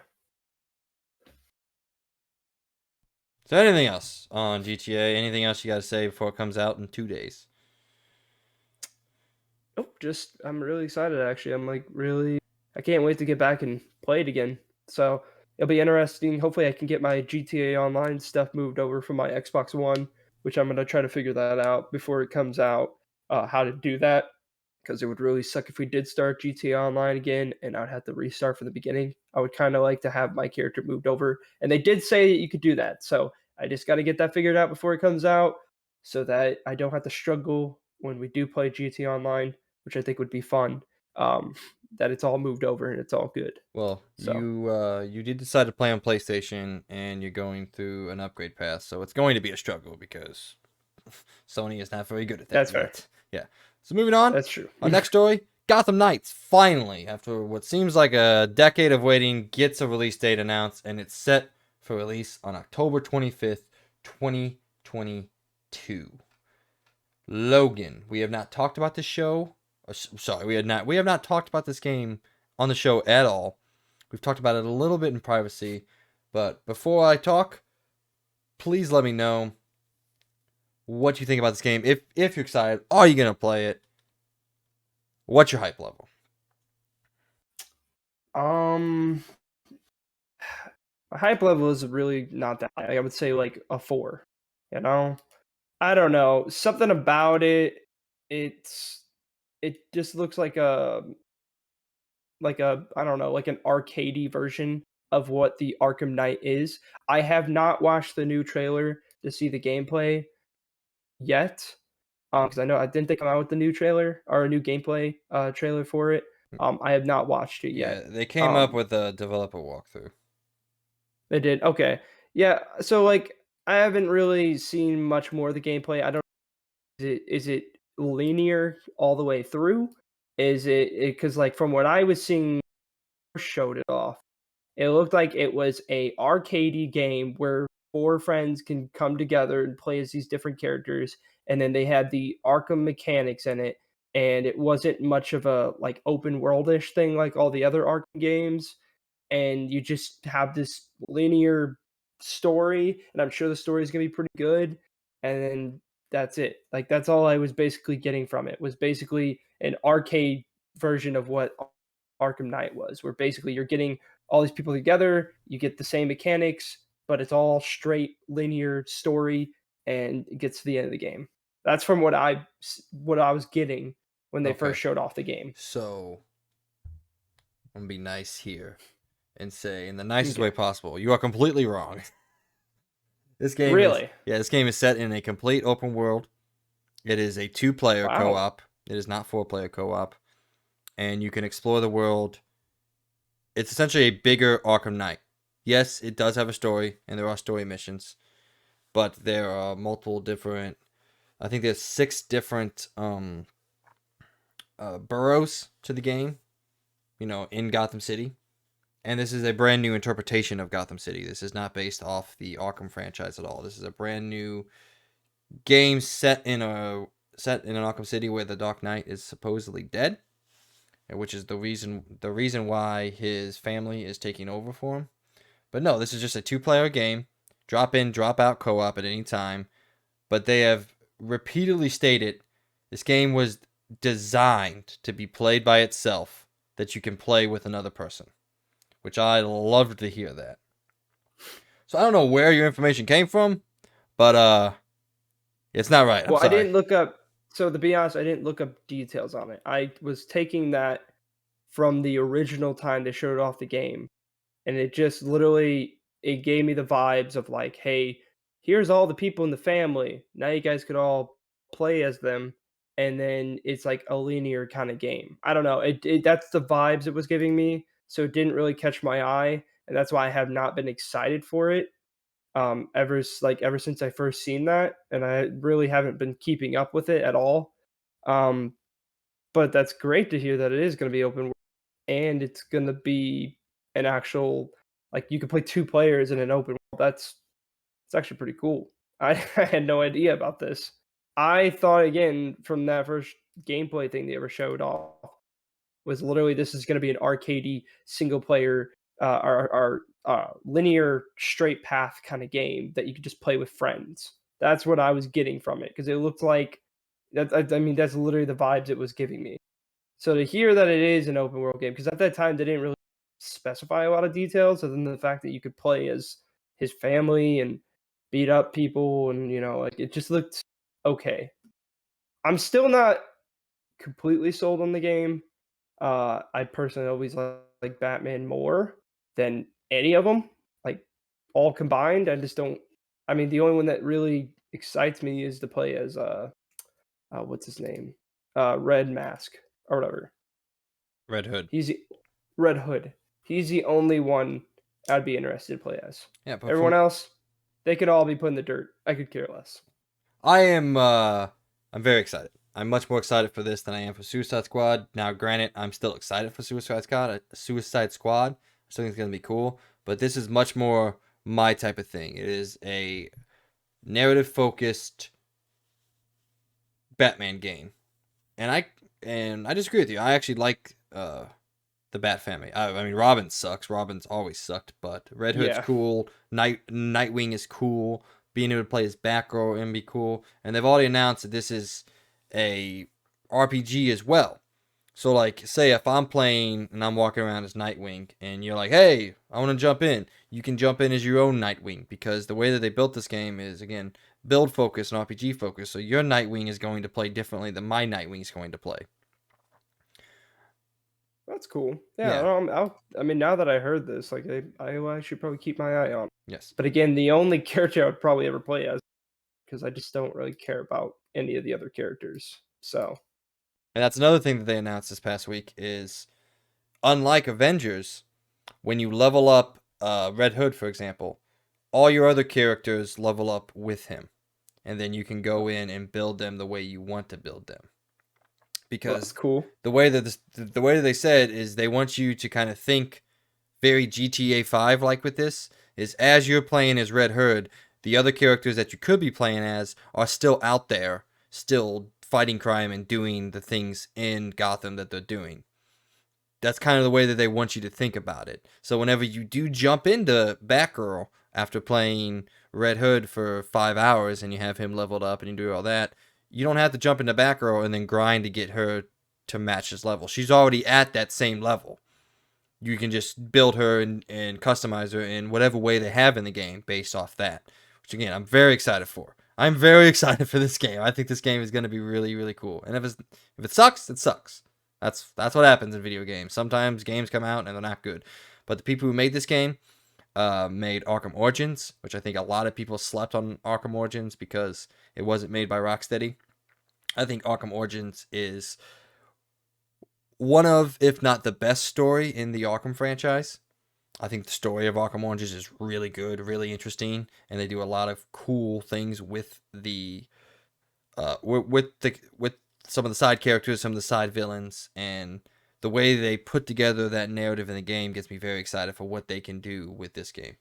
So, well, again, like I said, I'm also still excited about Suicide Squad. I'm just not as excited about Suicide Squad as I am for Gotham Knights. So I Yeah, I don't am know why, but I'm really excited for Suicide Squad. I don't know why. uh, I'm really interested in it. So I'm interested in it because it just seems like a better, more realized version of what Avengers should have been. But I mean, I don't know. I guess the Bat Family means more to me than the Suicide Squad does. Like Suicide Squad's cool. Obviously, I'm gonna play as Harley Quinn most of the time. She's probably gonna be my main. But everything that I've read about Gotham Knight that comes out, I'm like, yes, this game is doing what I want it to do. And it says, and if you do decide to get it, you can hop in and we can roam around Gotham, taking out bad guys and completing missions and all that. And they said while the enemies are leveled, which a lot of people were really mad at, they were like, "Oh, this sucks." They said the enemies level with you, and as they level up, they get more. They unlock more moves and they get harder for you to fight. So nothing is level gated in the game. No area. It's not like you're gonna go to the docks in Gotham City, and you're gonna be fighting guys that are 10 levels above you. They said all the enemies scale with you, and the bosses scale with you as well. So they used the Mr. Freeze fight as an example that they showed off in the original gameplay trailer. They said if you go into that fight at level 8 or something like that, you're going to get a level 8 boss fight. If you go into that fight at level 12, 13, 14, he's going to have different moves than he did at level 8. He's going to be a different boss fight and have different mechanics because he's leveled up with you. So he unlocks more abilities as well. Now, whether they can come through and all these promises that they're making, obviously, we've had so many experiences where developers say things and they just don't come through with it. But I think this game's been in development for a long time. I think they've had an idea what they want with this game, and I think they're going to pull it off. I hope they're going to pull it off at least. So I am 8 out of 10 scale on this one. I will say where I'm at now after you told me all this, I would say 6 or 7. That's glad. Maybe they need to hire me to do some marketing for them. No, I'd be terrible at a marketing job. So moving on, we also, along with the Gotham Knight release date and details, we got more details on the Dead Space remake coming out in early 2023. Logan, I know we were talking about this beforehand. We're both very excited. I wanted to talk a little bit about it. The developers, when they came out, said we wanted to make sure that we are in a place where the game we're going to deliver is going to be building upon the expectations of fans. So right now, we'll say early next year. We have a date in mind, so we want to make sure that everything converges for this. And I guess I'll read the next story as well, so we can just talk about everything. During this announcement, they detailed some of the aspects of the new game, and they really wanted to go in and detail the new system that they like to call Alive. And what Alive is, coming from them, it says, will encompass all components of Isaac's breathing and heart rate, vocal excursions, and dialogue influenced by a variety of driving gameplay features. They go in a little bit more detail about that in a second. Oh, yeah. So each one stands for adrenaline, limbic system response, intelligent dialogue, vitals, and exertions. What all that means, it's a lot of words coming at you, but pretty much it's going to change the ways that Isaac is reacting, the way he's able to fight, and everything based off outside circumstances within the game. So I just want to say all this sounds really, really cool, and I'm glad it is a remake. They're remaking the game with an entirely different vision for this game. I know you said you had watched a video, so I want you to detail and talk about some of the things you saw in that video and your interpretations of them. I mean, I watched a little bit of the videos. I won't say I watched the complete videos, but they're adding some pretty cool things. I mean, for example, he said like one of the things they talked about is, and it's a small thing. It's kind of like how Spider-Man, you know how you're like swinging and you're talking to someone. He has a whole different way he's giving out his dialogue. Yeah. But then as soon as you stop swinging, he gets his breath back and he starts talking like normal.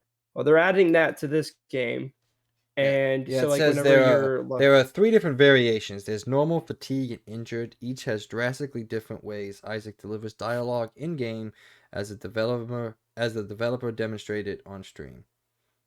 So, depending on what he is Yeah, in the game, he will communicate and talk differently based off what's happening.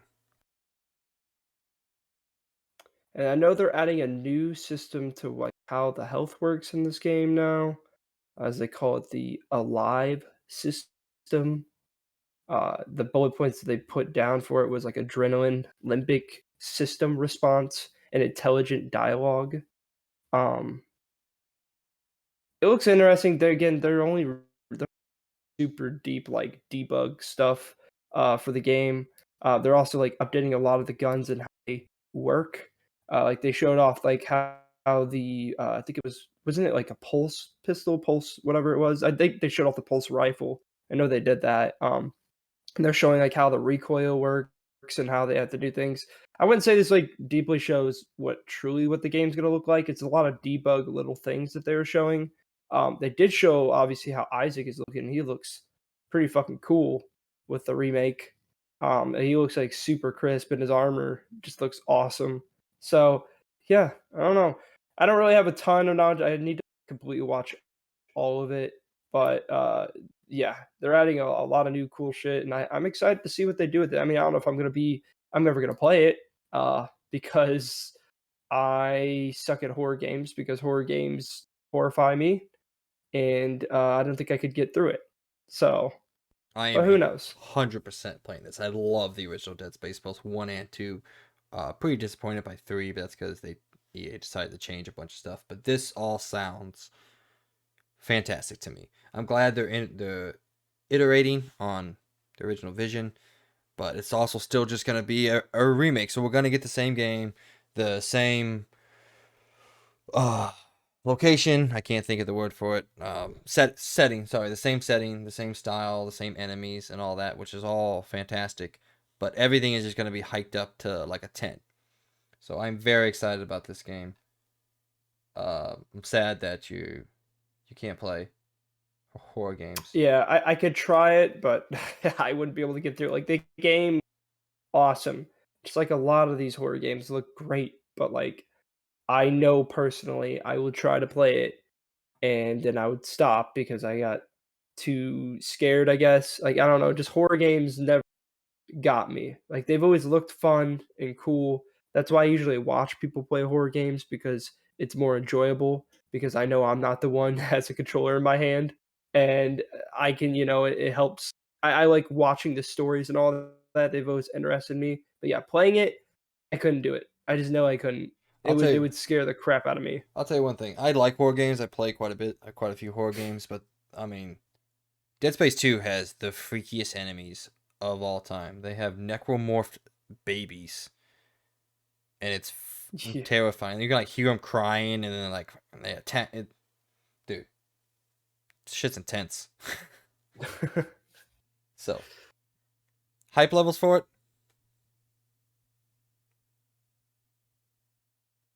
Uh, um I was like, Birdman, you there? sorry, it cut out for a second there. I would say 6 or 7. 7. Hmm. We'll say 7. Yeah. Okay, I okay, mean, okay. I know I probably won't play it, but I'm gonna enjoy watching someone play it because it looks awesome and all the new additions they're having. But I'm willing to watch someone play it. I'm really excited to see it. Like I love the Dead Space stories from what I've watched. So, um it's interesting. I just know I couldn't get through it. I Question: actually did play Dead Space 2 and I got halfway through the game. Did I you got a decent bit into it. did you So, experience the babies? yes, Dude, they're terrifying. horrifying. It Yeah, was awful. absolutely Question: horrifying. did you ever watch the movie, the animated movie? No, but I heard it's good. Yeah, surprisingly good. I actually really, really enjoyed it. So, anyway, moving on. You okay with that? Yep. All right, Call of Duty Warzone is officially coming to mobile, and it will be built from the ground up.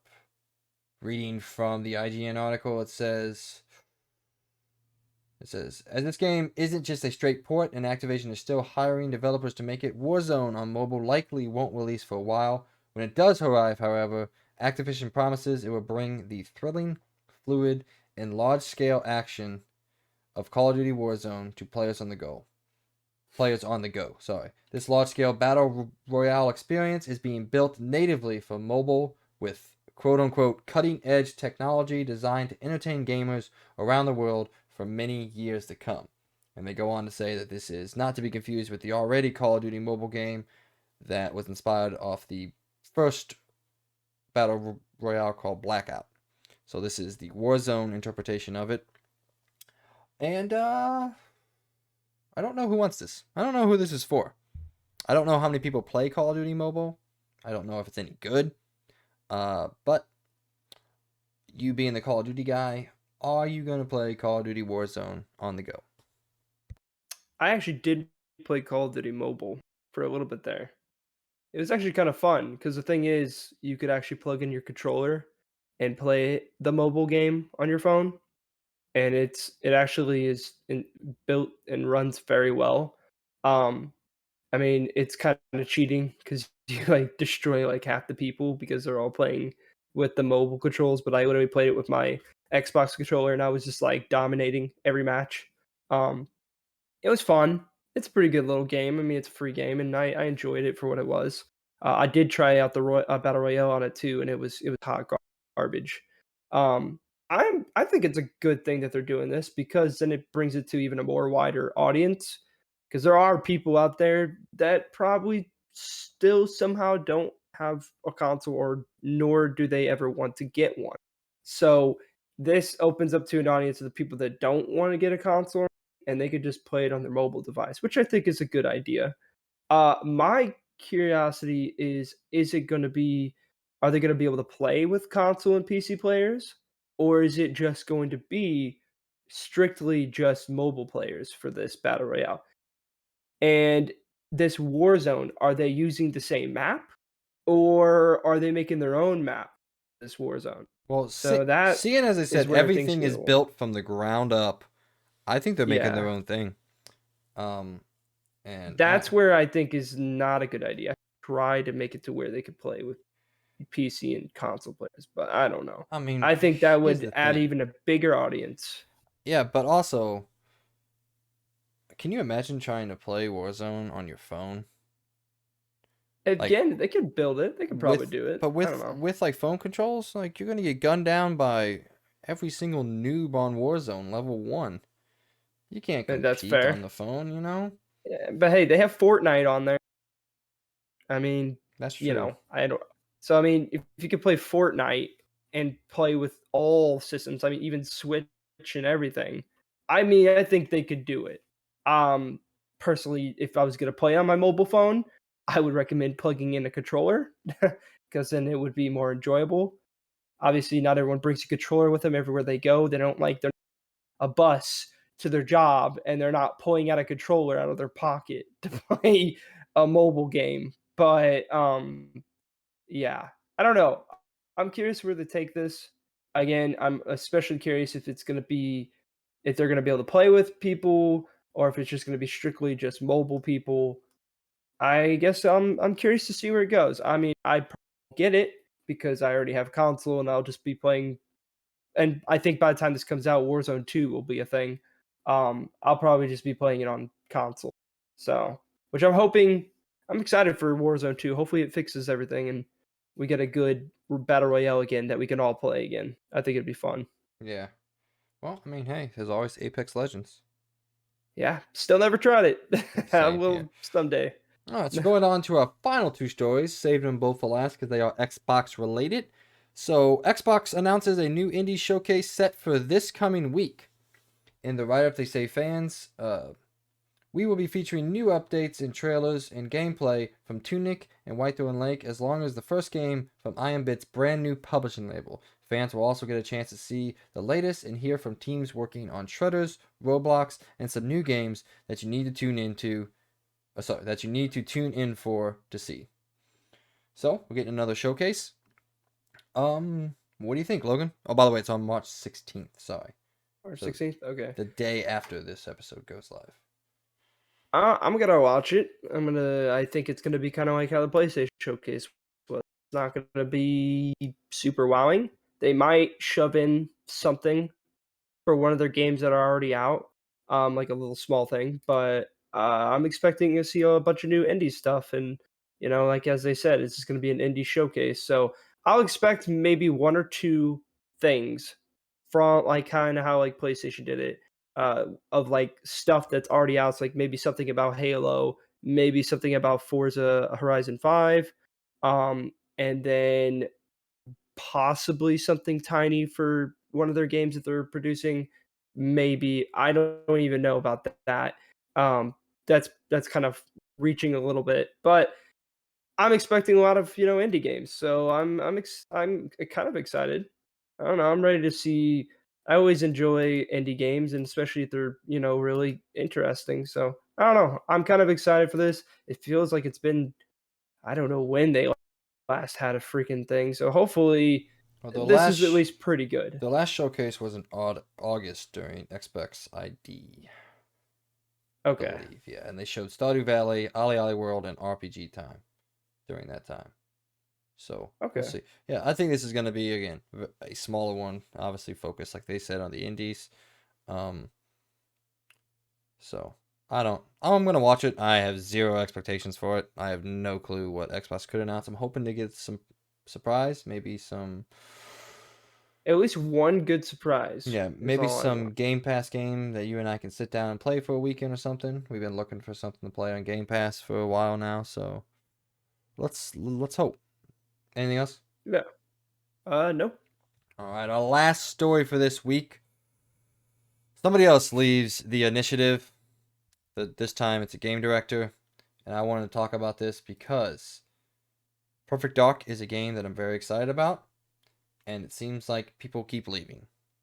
So for those of you that don't know, last year a producer of the game, sorry, a design director called Drew Murray announced that he was leaving, and he would return to Insomniac Games, of which he came from.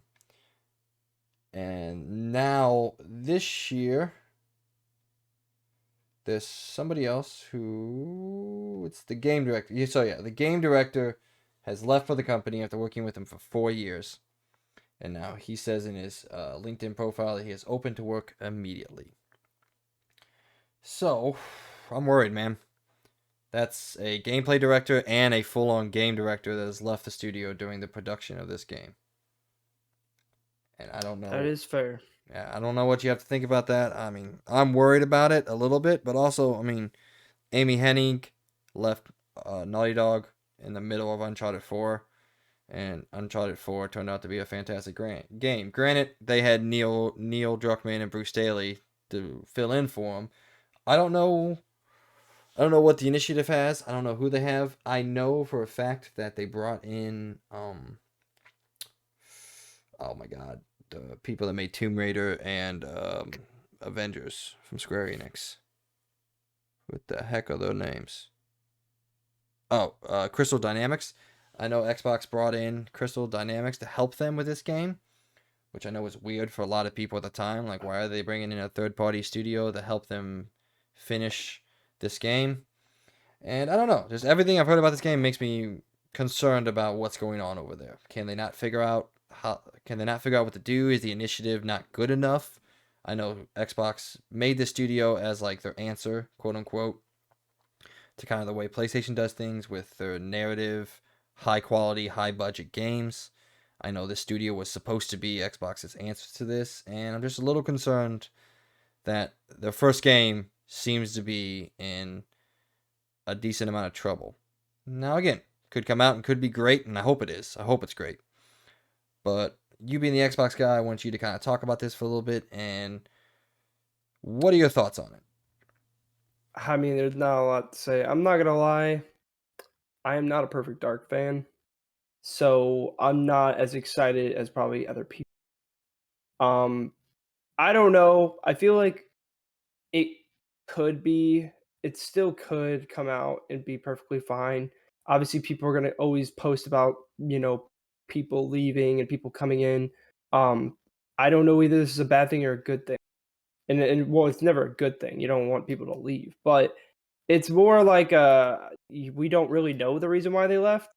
If they probably told us and they said like, okay, the game is in development hell, and or they don't like Crystal Dynamics helping them, and Xbox won't like let them just work on it themselves, and they think Crystal Dynamics is having too much like they're high like I guess they're taking charge a little bit more than they should. I don't know. We don't know why they left. Well, So okay, I so don't know whether to that's say this is a bad thing or not. that's what's a little weird about it in my mind. So Drew Murray, the guy who left last year, originally from Insomniac, he left and became a part of the initiative when Xbox created the studio. He then leaves and returns to Insomniac. Now, this guy by the name of Dan Nerberg, I think I have that right. He was originally from Crystal Dynamics and worked with them for 12 years on the Tomb Raider franchise. So then he leaves and joins the initiative, and then Crystal Dynamics comes in and helps the production of the game and the development of the game. And then the guy that was originally from Crystal Dynamics leaves a couple months later. And it's like, what the is going on over there, dude? Like, what is happening? Yeah, so I don't know if it's maybe because of Crystal Dynamics that he leaves. I don't know. Because I mean clearly he was a part of it and then he literally tried to leave them and then they come back and be a prod. So yeah, I don't know. Um do I kind of want to try Perfect Dark? Yeah. I mean, I don't know. I've never really tried the old ones, but But kind of also, hard to play those old games. what is So, your opinion um of Xbox bringing in not just a third party team, a third party team that's owned by somebody else to help them finish a game? It's kind of unheard of before. Like obviously Sony Studios work together. Guerrilla worked with Naughty Dog to help finish out Horizon. Um, obviously during the production of Death Stranding, Kojima Productions worked closely with Guerrilla because they were using the Guerrilla engine. So like obviously Sony Studios work closely together, but I've never really heard of a first party owned studio working with a different first party owned studio from a different first party. It's kind of it's unprecedented. it's different, but hey, we don't know what's gonna happen with it. So I'm gonna keep my. I mean, I'm. It's definitely a weird move, but who knows? I don't know. I mean, maybe there's some reason that they clearly are working together. I mean, it's kind of strange that they picked them out of everyone and not one of their other studios to help. But who knows? I'm curious to see why they did that, and also curious to see hopefully that Perfect Dark isn't in development hell. So we will see, I guess. I don't know. Yeah, I hope everything's fine, and I hope they just brought in Crystal Dynamics because their experience with um like semi open world narrative driven games. Obviously, they made the Tomb Raider games and the Tomb Raider. Well, they made the first two Tomb Raider games, and the first two Tomb Raider games are fantastic. I love them both. And then obviously they went on to Avengers, and that's a story that I've talked into the ground. So Yeah. it just didn't seem like the game they should have made. It's the same thing that happened with BioWare. It's like they made the wrong game and they didn't make it that well. So we'll see. I have I have hope for it. I know when they first announced this, I was very excited. I was like, yes, finally, Xbox is doing what I want them to do. They're putting a focus on narrative driven single player games, which I think is still a huge part of the industry. Obviously, there's the Call of Duties and the Maddens that make a lot of money, but Horizon comes out, sells a shit ton. Elden Ring comes out, sells a shit ton. God of War is gonna come out, it's gonna sell a shit ton. Spider-Man 2 is gonna come out, it's gonna sell a shit ton. So it's clear to everybody that cares about the industry that single player games are still very important, even though there's a lot of people that are like, oh, single player games suck. I don't like single player games. I don't want single I player mean, games. cough cough Elden Ring. Have you seen that game compared to number EA saying that single player games don't matter, but then you look at 2042 and then you look at Elden Ring. Yeah. Well, yeah, Yeah. I mentioned Elden Ring. I said Elden Ring came out and sold really well, and people like it. Yeah, and I No, I know that's what think. I'm saying. I just think it's funny that Oh like yeah, yeah, some yeah. companies don't believe that like single player games are important anymore. Like, I think that's this why. Like not everyone thinks the same way as you. I think everybody likes their own thing. So to say that an entire community just doesn't like it because of popularity of like multiplayer games, that's kind of a bad point of view. Like everyone likes their own thing. So Well, EA's dumb. it's, So yeah, I'm not really that I was gonna surprised. say But it's EA. Well, they've gotten yeah, better in recent years, and I don't think they're as bad as they used to be. They're still, yeah, as you said, they're, they're not dumb because I mean the people who work for them are probably way smarter than I am. They probably know more about the industry than I do, but it just seems like they always make the wrong decision. Them and Ubisoft. yeah. But so anything else? Any last thoughts on anything we talked about? No. Okay. Well, that was around the point. As I said, if anybody has any reactions, any comments, anything they want to talk about, please go to our Patreon page, support us, and then you can get into it in deep with us and talk about everything that we talked about and anything you want to talk about as well. So we're going to move on now to our point of the show, and this week we're going to talk about open world games because it seems like everything's an open world game and everything that I'm playing right now is an open world game. Everything that I want to play right now is an open world game. So let's talk about what defines a good open world game to you or a bad open world game, and in detail what makes them work for you and what makes them not work for you or us. So, Logan, why don't you start us off? Tell us what makes a good open world game to you. What is important?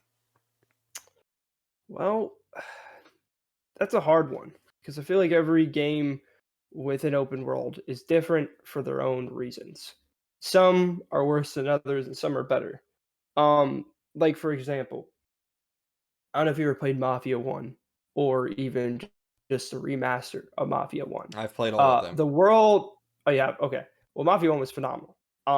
And that world was open, but there wasn't anything to do in it. It was mostly just there as a set piece, almost like you're on a movie set. Yeah, it was set And though dressing. Yeah, that yeah, is yeah. just yeah, it is set yeah. So it was just meant to be for the story, but there's literally nothing else to do in that world. It is literally just that. What I personally enjoy in an open world is most of all is do you feel like you're a part of it, I guess, in a sense. Like so some people don't like I will say one thing that makes an open world game bad is when there's bullet points and there's a lot of just like for example Ubisoft games as everybody knows they are really bad with their open world because they all have the same problem where literally they use these bullet points to you have to do this bullet point to do this bullet point to do this bullet point, and also some of the content that they put within the world is tedious and just not enjoyable. Do I think that having events like that are a bad thing in open world games? No, if they're good, then they're worth doing. For example, in Red Dead, like you go up to this random dude, he has just like, and he's like doing something crazy and you happen to walk upon him and you got a mission you're going on. Like that's exciting.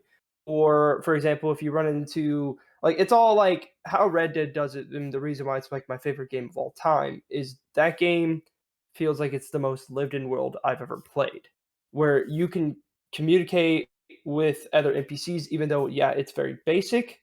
It's more than what I've seen any other game do.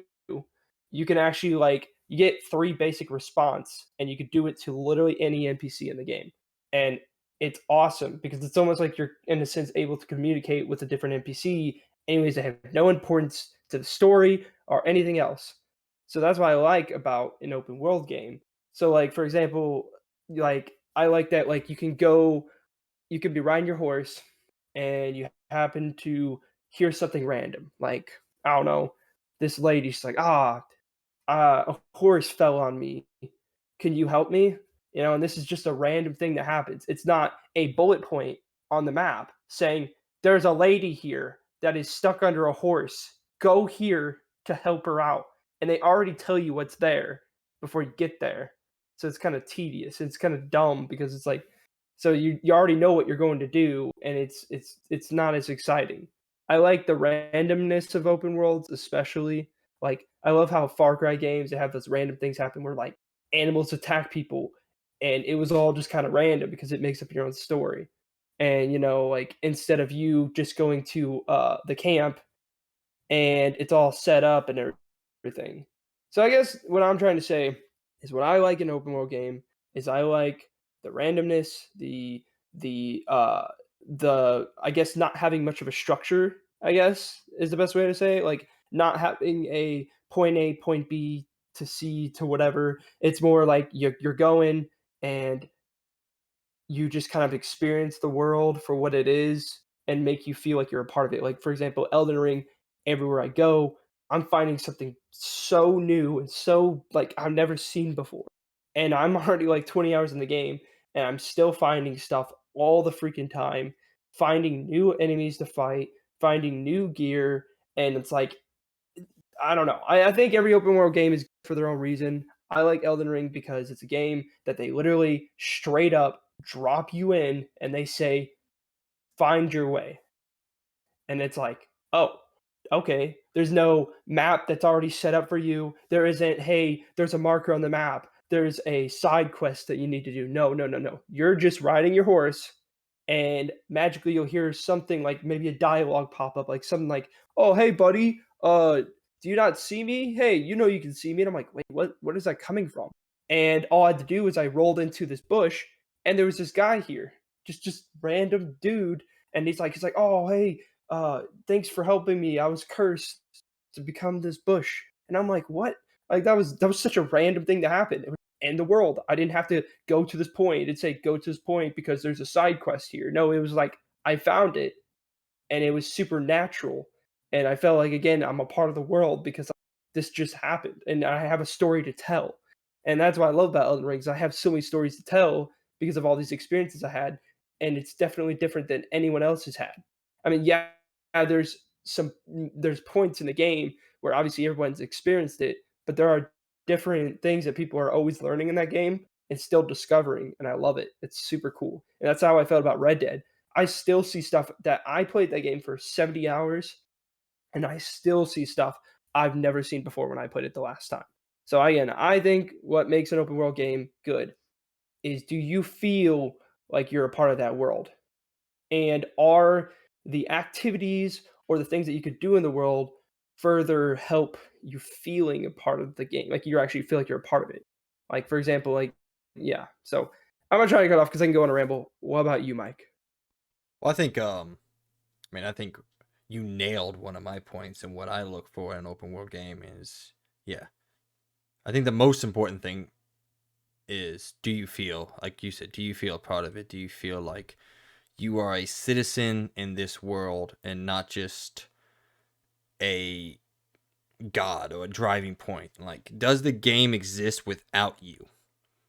Or does the game exist only for you? And what I mean by that is you used Red Dead as an example, which is a fantastic game, but I also think Skyrim is just as important. Skyrim feels like a world that existed thousands of years before you existed as a player, and it'll keep existing thousands of years after you're done, or after you put it down, or after the story's done. And that makes you feel like this world doesn't exist because of you, it exists for you, if that makes sense. No, that makes complete sense, Yeah. honestly. And I think that's some of my favorite open world games are exactly like that. And I think even some of my favorite games don't achieve that. Again, for example, Horizon is a very diverse, very cool open world, but I still feel like it exists because I'm playing in it. It doesn't exist outside of my interpretation or my interactions with it.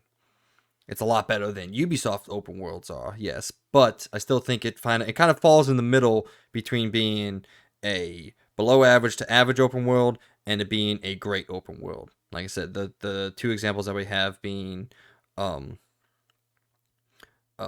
well, I guess three examples. We have Elden Ring, Red Dead, and Skyrim, and then I'll also throw like Legend of Zelda: Breath of the Wild in there. Breath of the Wild feels like a game, a world that has existed for a long, long time.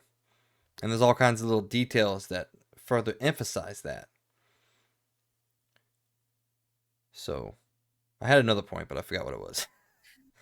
Um, so I guess yeah, I mean it's a pretty simple answer for us. It just does the game feel like, again, yeah, again, I guess I'm just repeating myself. Like, does it exist for you or in spite of you? And I And think how I feel too is the most important thing too is like yes, you can have a world that they drop you into that doesn't make the game an instantly good open world game. I would say what makes even more so a good open world game is there needs to be stuff in it and things to find and things that I don't know, like I guess like one of the things I'm not really a big fan of usually in like I guess single player uh like straight line kind of games um is I don't really care about the collectibles. I could give literally no craps about most of them. Um, but in an open world game, instead of it being collectibles, it's more like, hey, I went to this part of the map, I found this cabin, and my curiosity got to me. And I went into this cabin, and lo and behold, I found a super cool item. Or I found this random NPC and he's doing this one thing, and then you talk to him, or like it's stuff like that. I like, especially in an open world game, that I think is most important is exploration and finding things and doing things and always like I don't know, just always having something new or cool to find in an open world game. Because I think the biggest thing about an open world game is your curiosity of what's all in it. You Yeah. know, Well, like you're always going around and you're like the first thing I do. Wow, this is a big open world. I guess I kind of want to go to that other part of the map because I kind of want to see what's there. What's all to be seen? What's all the different biomes? What's how is it designed? How many things can I interact with or be a part of? I think there are so like I personally enjoy in a good open world game is activities. I know some people don't like activities, and yes, even some of the most like basic activities like go to this gang holdout and shoot up those people. If the gameplay is enjoyable enough, I can do the same activity over and over again.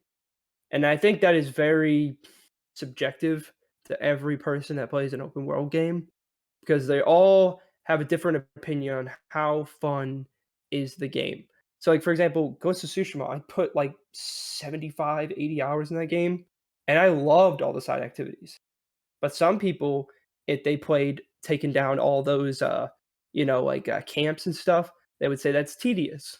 So that's where I think there's a big split on well, what yeah. people So that's enjoy in where activities. Some people, yeah. yeah. I was saying like Wait, go that. on. That's where the kind of split happens between Ubisoft and I guess we could say Sony's open worlds. I mean, well, they're similar in nature. Like yes, you are going to these camps and you do the same thing in Horizon. You go to these camps and you take out these people. But what separates them is what separates Ubisoft and I guess quote unquote I guess it said Sony's open worlds are I just think they're more interesting. Like as you said, like all you're doing is you're still taking out this camp. But what you're doing and the narrative implications behind that in Ghost of Tsushima and even in Horizon, it's much more deeper and much more interesting in the overall terms. And I understand that interesting is an objective viewpoint. Like, to me, it's more interesting to have narrative backing behind it, like especially in Forbidden West. There is a narrative reason of why these rebel camps existed, and there's a consistent story being told between one of your companions about what you're doing and why you're going to these camps. And I think that's what makes it for me more interesting than just go to these camps because we need to clear the map of these camps. Like the camps in Ghost and the camps in Horizon aren't there to clean up the map or to clear a map or just to do an event or an objective. It's because something happened in the game world or a character in the game world wants you help to do something to get these things cleaned up. Like again, for perfect example, in Far Cry 6, you're giving him no narrative explanation or reasoning behind going out and clearing these camps, other than you're in a Ubisoft open world and you need to go clear out these camps. Yeah, no, I agree with that Yeah, but I 100%. think that also is objective to myself and the reasons why I know plenty of people. In fact, one of the guys I listen to the most, Mr. Greg Miller, he loves Assassin's Creed open world games because, as you said, they're just checkpointed or checkmarked. Like you have a list of things to do and you're checking them off the list. All right, got that camp king, got that camp clean, got that collectible, and you're just checking things off. And he loves that. And that's fine. But for me, that leads to very boring open world design. Where is it, at least in Horizon and Ghost and shoot, I'll even throw Days Gone in there, which I don't like Days Gone that much, but it still gave you a narrative implication and background for doing the things you're doing in the game, which makes it more interesting. That's why I say there's like 3 different styles of open world games. There's the Horizon, Ghost, Days Gone, Sony-esque, where you're doing these events and you're doing these quote unquote repetitive things that you do in other games, but you're given more understanding and more reasoning behind doing them things. And then there's games like Elden Ring, Breath of the Wild, Red Dead, Skyrim, that you're doing these things just because you naturally ran into them and you want to do them because not because you're told to, not because you feel like, just because you as a player want to experience that world and that event. That's the high end. There's the middle end in the Sony, and then there's the low end in Ubisoft. Is you're doing them just to check them off a list of things to do, and you're not given any reasoning behind doing them. And then I had a response to your collectible things where I like collectibles in some open world games. Again, I'm going to use a comparison because the 2 of the most recent games I played. In Far Cry 6, or let's say in Assassin's Creed, what are some of the collectibles? You collect feathers, right? Oh, In Assassin's Creed. You go around oh and yeah, yeah, yeah. collect these feathers. Why? Because there's feathers floating around. Some Assassin's Creed games doing better than others. For example, Black Flag, one of your favorite games, you collect the sea shanties. Again, Yeah. doesn't make any narrative sense why you're going around. These pages are floating around in the world. Don't know why, but at least you get something for them. And then there's games like Far Cry, which you're collecting sunken treasures and other things. Again, none of it is giving it any reason behind its existence. Whereas in Horizon, some of the collectibles, and we talked about this when we talked about Zero Dawn, and it's even amped up and even better in Forbidden West, all the collectibles have something behind them. Like, I'll just pull one for example. There's black boxes in the game. You can go find these wrecked airplanes and collect the black boxes that talks about, like, obviously, the last moment of the flight, just like, actual black boxes do in the real world. And as you're collecting them, I believe there's 12 black boxes, I think, or something like that.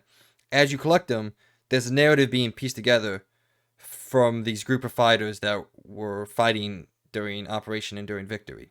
And when you get to the last one, you figure out what overall happened to these people, which, if you know how Enduring Victory ended, if you know the story of Horizon, you can probably guess what happened to these people. But, like, you still get to learn some of their backgrounds. You get to experience their fight all through these collectibles.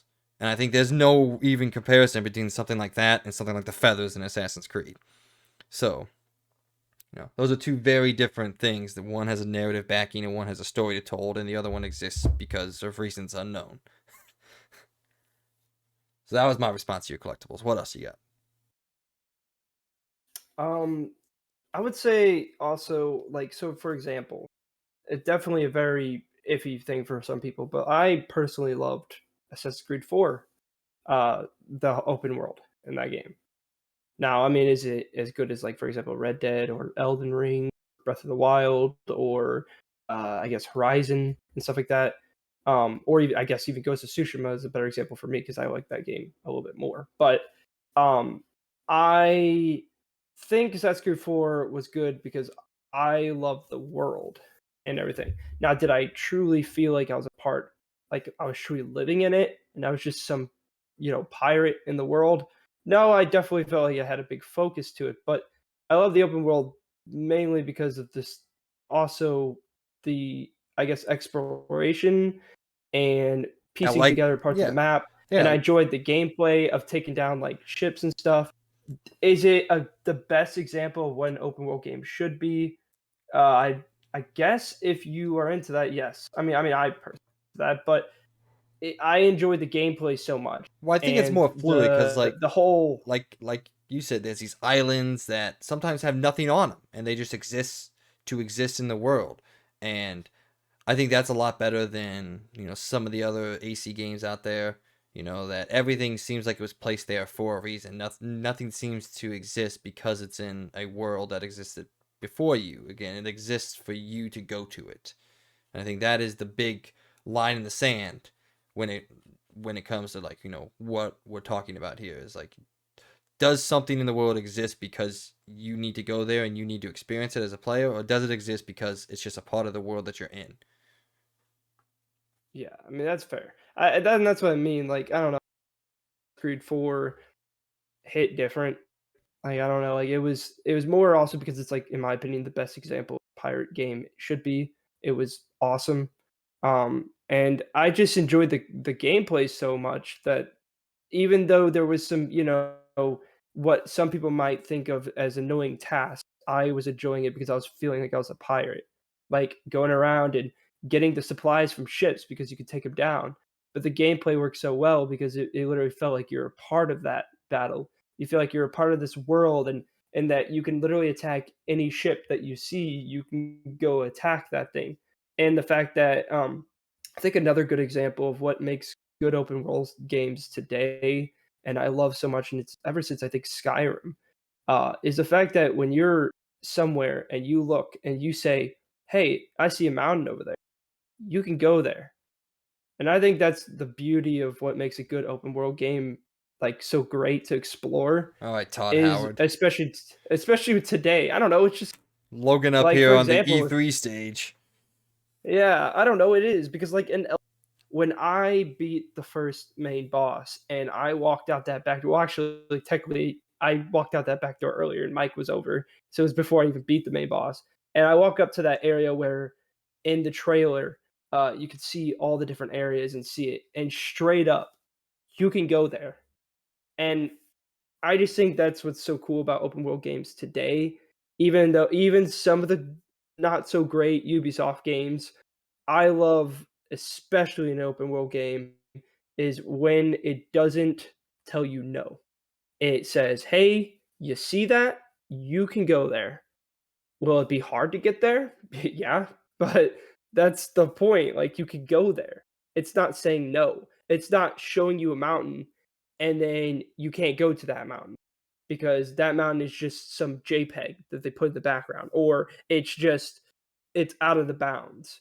There is no boundary. And I think that's especially a good thing in open world games is no boundaries. I mean, that's why I like Elden Ring so much, just because the other Souls games I never got into because they're linear games, and you literally are crammed in to this tight space, and that's all you get. But in Elden Ring, you get dropped in and you see it and you can go there. And there are obviously sections where you're crammed in, but that's why it's so dynamic, the gameplay. Um, that's what I love about it. And I love even especially on Red Dead, I love about Horizon, I love about Ghost of Tsushima, I love about Assassin's Creed 4, even the Fallout games. Like I just love being able to well actually Fallout games, the old ones, they didn't have a high uh, field or whatever it is. I can't think of it right. Field of view, I guess, is the best word to describe it. But I love being able to see something and go to it, and that's what I love about open world games. Exploration, how natural it feels, and literally just being able to just have almost no boundaries and more freedom that you get than most games. So, yeah. What do you think? Well, I was sitting here thinking, and um, I was trying to listen to you, but also I'm trying to look something up. But it's all subjective and objective opinions. Like subjectively, I do find some enjoyment in some of the old Assassin's Creed games. Now, I don't think they're good open worlds per se, but like my favorite Assassin's Creed game is Assassin's Creed 2. I think that's the best that they get, either Assassin's Creed 2 or Assassin's Creed Brotherhood. But now I also think Black Flag is very high on the list too. I think it's a very good game. But I think Black Flag does a better job of making you feel like you're in this world instead of the world, as I said, was built for you. Um, I guess I'm kind of running out of ideas here. I had an idea. Oh yeah, you were talking about activities, and like when you say that, I I kind of wanted to know what you think. Like you talking about like GTA style activities where you can just go out and go bowling, or are you talking about more like The Witcher or something like that, where you play Gwent and you can do these other things. Because in Horizon, there's Machine Strike. So in Forbidden West, there's Machine Strike, and there's these games which um, I like the way that The Witcher did it way more than Forbidden West did it, because The Witcher, you could just walk up to random people and be like, "Hey, do you want to play Gwent?" And 80% of the time, you can play Gwent with that person. When in Horizon, it's very specific points that you can play with these very specific people, and it is very guided where you can experience that game. So I guess that was my next question. Is like, what do you kind of look at when you're talking about open world activities or other things outside of just side questing and collectibles and other things like that? Add-on features in open world games, and what you kind of look for in those. I would say a little bit of everything you said, pretty much. For example, I really, even though, yeah, it's a small thing, like, yeah, like, they had, like, for GTA 4, you want to go bowling, you know? Hey, cousin, you want to go bowling? Like, I know that was a tedious, annoying thing to hear because Roman's an annoying guy, but I love being, even if it's the most small little task. Like, for example, again, I'm gonna keep jumping back to Red Dead. When you're in camp and they're like, you have all these little markers on here. You don't have to do them, but I did it anyways. I grabbed that hay bale and I brought it all the way across camp with that slow ass movement and put it over in the other area. Or when I helped chop wood for the campfire. Or, and then obviously just to jump back to GTA 4, just like when you went to go, you can call up your friend at any moment and say, "Hey, do you want to hang out?" And they're like, "Yeah." And you're like, "Okay." And then you could choose where you want to go hang out. And that was just like a small little activity, but it made you feel like you're a part of the world. And that, again, you can call up your people at any time and just go do stuff. Even if it has nothing to do with the story, you're a part of this world. And I think that's very important for open world games. I don't think every activity has to be a part of the story, but it can sometimes just be a thing that you can experience in the world. Like, you don't have to play Gwent in Witcher 3, but it's there I disagree and it's entirely. fun. You have to play Really. Gwent. No, I'm being facetious, but No, that yeah, that is but probably the still, like, best example that of I mean, open world of a activity that I good can think. activity. Yeah, Yeah, yeah. I I mean, agree I, with you I on think it's that. amazing. But that's what I mean, like, a good activity is a good activity, and that's what activities are meant to be in open world games, I think, that are good. Now, when you're forced to do those activities, such as, Assassin's Creed Valhalla, and that to level up, I think that's where activities lose their thing. I think activities should be an optional thing. Or, yeah, no, honestly, I think they should just be optional, because that's, if you wanna play an open world game, and usually what I think is what makes good open world games is you want to do those activities, not that you have to. And I like being able to go and do these activities because I feel like I'm like more a part of the world. And like, like, I don't know, like it can even be a side quest because I think side quests are basically activities. You don't have to do any of the side quests.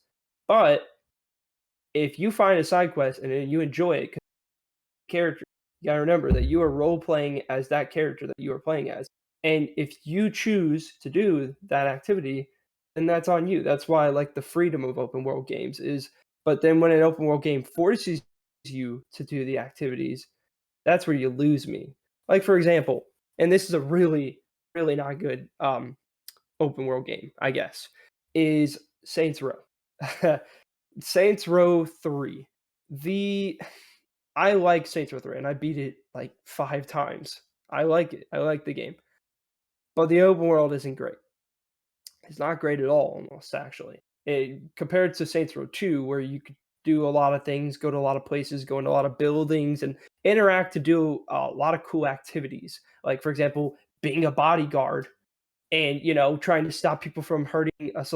That's just a random activity that you could just do in the game, but you don't have to do them. I mean, I know during the game it does kind of technically have to do it because you have to do it so they show you that these activities exist.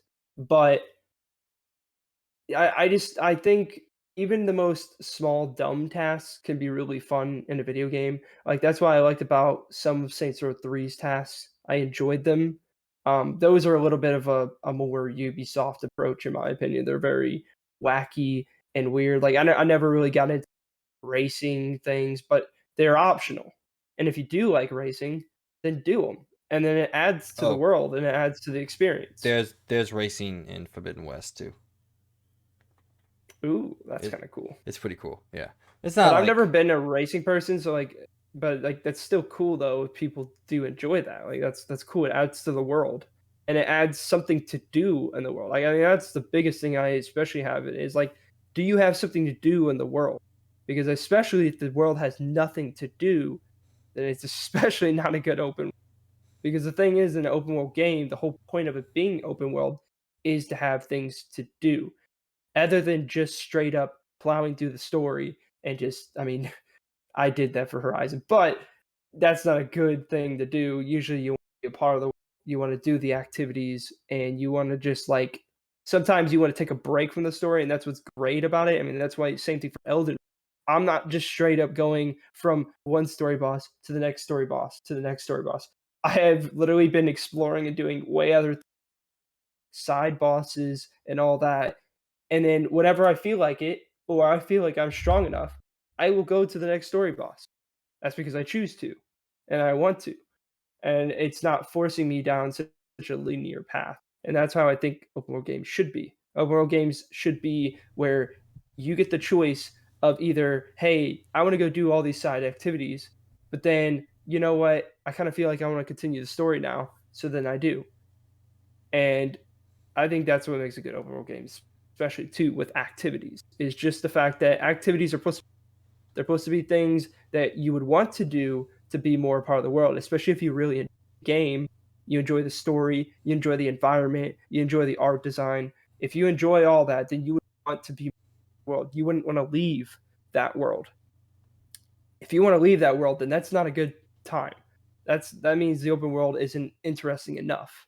It isn't exciting for you to play. And then all you're going to want to do is just go through the single player thing, which in my opinion, and that's subjective, is just more just I think then obviously that's not a good open world game for you. So, yeah. Also, yeah. another subjective thing is like, I think, do you care? I think you were kind of circling around this point, but like, do you care about the world that you exist in? And I'm gonna go Yeah. back to a very trite comparison, like Forbidden West. Yes, it's not as good of an open world as Red Dead or like Skyrim or anything like that. But I care about it. You know, for example, in Valhalla, I played that game for 90 plus hours. More time than I put into Forbidden West. Did I care about anything in that game? No. I didn't give a flying fuck about any activity that I did or any collectible or any story that the developer was attempting to tell me. And that is very subjective, whether you care about a world or not. But Forbidden West, I care so much about the people in the world and the stories that are being told that I want to go out and I want to do these things and I want to spend time, talking to these people. And then on top of it, I want to go out and just experience the world, fight some robots, and do all this other stuff. So I think that's another aspect of it that's very subjective, is caring about the world itself and what was created. So I don't want to talk about too much more about this because I feel like we're circling. But before we leave, give me your bullet point it. What makes a good open world and what makes a bad open world for me. Um theme. Okay. Yeah, so I would say theme, design, um natural, I guess, is a way to describe. Um, and then obviously just enjoyability. I say that is, and then and exploration. There you go. Yeah, I think those are all what I would say makes a good open world game. I'm gonna throw meaningful interaction in there. And what I mean by that meaningful interaction, like we were just talking about, is like, do you care about what you're doing in this open world, or are you doing it just because the game tells you to do it? Those are two very different things. So, Yeah, no, yeah, I agree with that. and what makes a bad open world game? I would say anything produced by Ubisoft. Well, especially their new stuff. Yeah, I know. Yeah. I'm just being me. I'm just joking. Ubisoft, please get better. I love your Just go back games. to your old design. Like, yeah, they Yeah. still had bad activities, but they were enjoyable still. Like, yeah. All right. So, anything else you want to say about open world game design and what it means to you? Nope. I think that'll be it. Okay. Well, that brings us to the end of our point of the show. Please, if you're listening to this, if you have anything to say, what are your opinions about this? What do you think makes a good game? What matters to you in an open world game? And what keeps you playing them? Because that's pretty much all we're getting anymore. It seems like Yeah. is hey, there's another open world game. Enjoy it. So we're gonna go ahead and move into the review roundup. Very short week this week. Only 4 games got official reviews on Metacritic and OpenCritic. So Assassin's Creed Valhalla: Dawn of Ragnarok came out on March 10th on PS5, PS4, Xbox Series X and S, and PC, and garnered a 75 on Metacritic. No, OpenCritic. Sorry. Aztec: Forgotten Gods came out on PS4, PS5, Xbox Series X and S, Switch, and PC. This is a game that many people were excited from. It's coming from a new developer in Mexico. Unfortunately, I got a 58, but I have heard okay things about it, and hopefully the next game that they come out with, they can improve on some of the ideas that were in this game.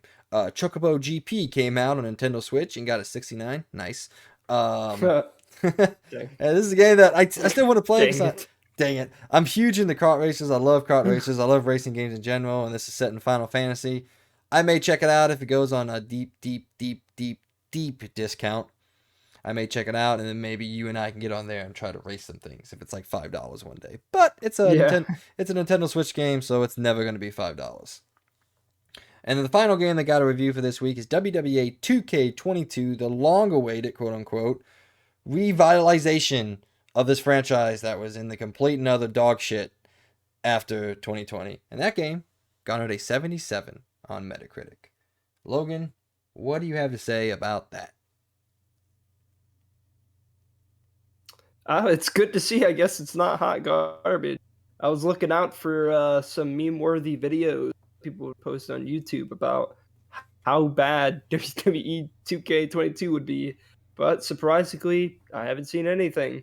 I just know from WWE 2K20, or was it 21? Yeah, it was 20. Yeah, it was I 20. remember seeing the gameplay for that, and again, as I said in the last podcast, if you ever are feeling sad or you need a good laugh, just look up WWE 2K20 because yeah, that was the most broken game I think I've ever seen.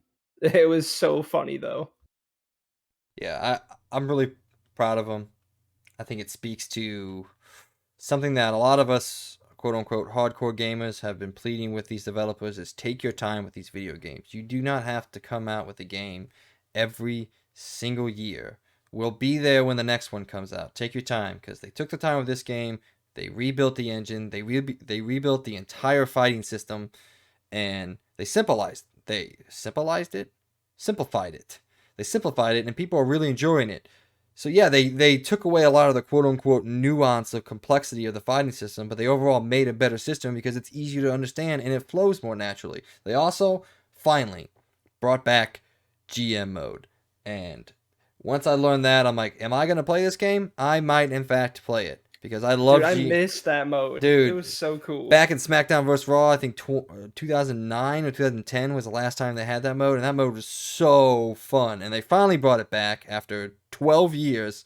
And at that point alone, I might actually go out and get this game. And you can play it online. So you and I can go head to head Oh, as GMs and owners of our own shows. And I think that's that's pretty cool. cool. Yeah. So out this week for the week of March 15th through the 19th. Sorry, March 14th through the 19th.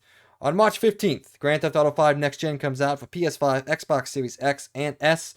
Phantom Breaker Omnia comes out for PS4, Xbox One, Switch, and PC. The Cruel King and the Great Hero comes out on PS4 and Switch. On March 16th, Paradise Killer comes out on PS5, PS4, Xbox Series X and S, and PC. Tunic, a game that we're both keeping our eye on because it's on DJ's list and he's very excited about it, comes out for Xbox Series X and PC. On March 17th, Anon, Mutant and... Oh, okay. How do you say that one? I don't even know how to say that. It's like Mutantinium. Mutate Mutantinium. Mutatium comes out on PS4 and PC. Sorry for the developers. We do not know how to say that. Monster Energy Supercross 5 comes out on PS5, PS4, Xbox Series X and S, and PC.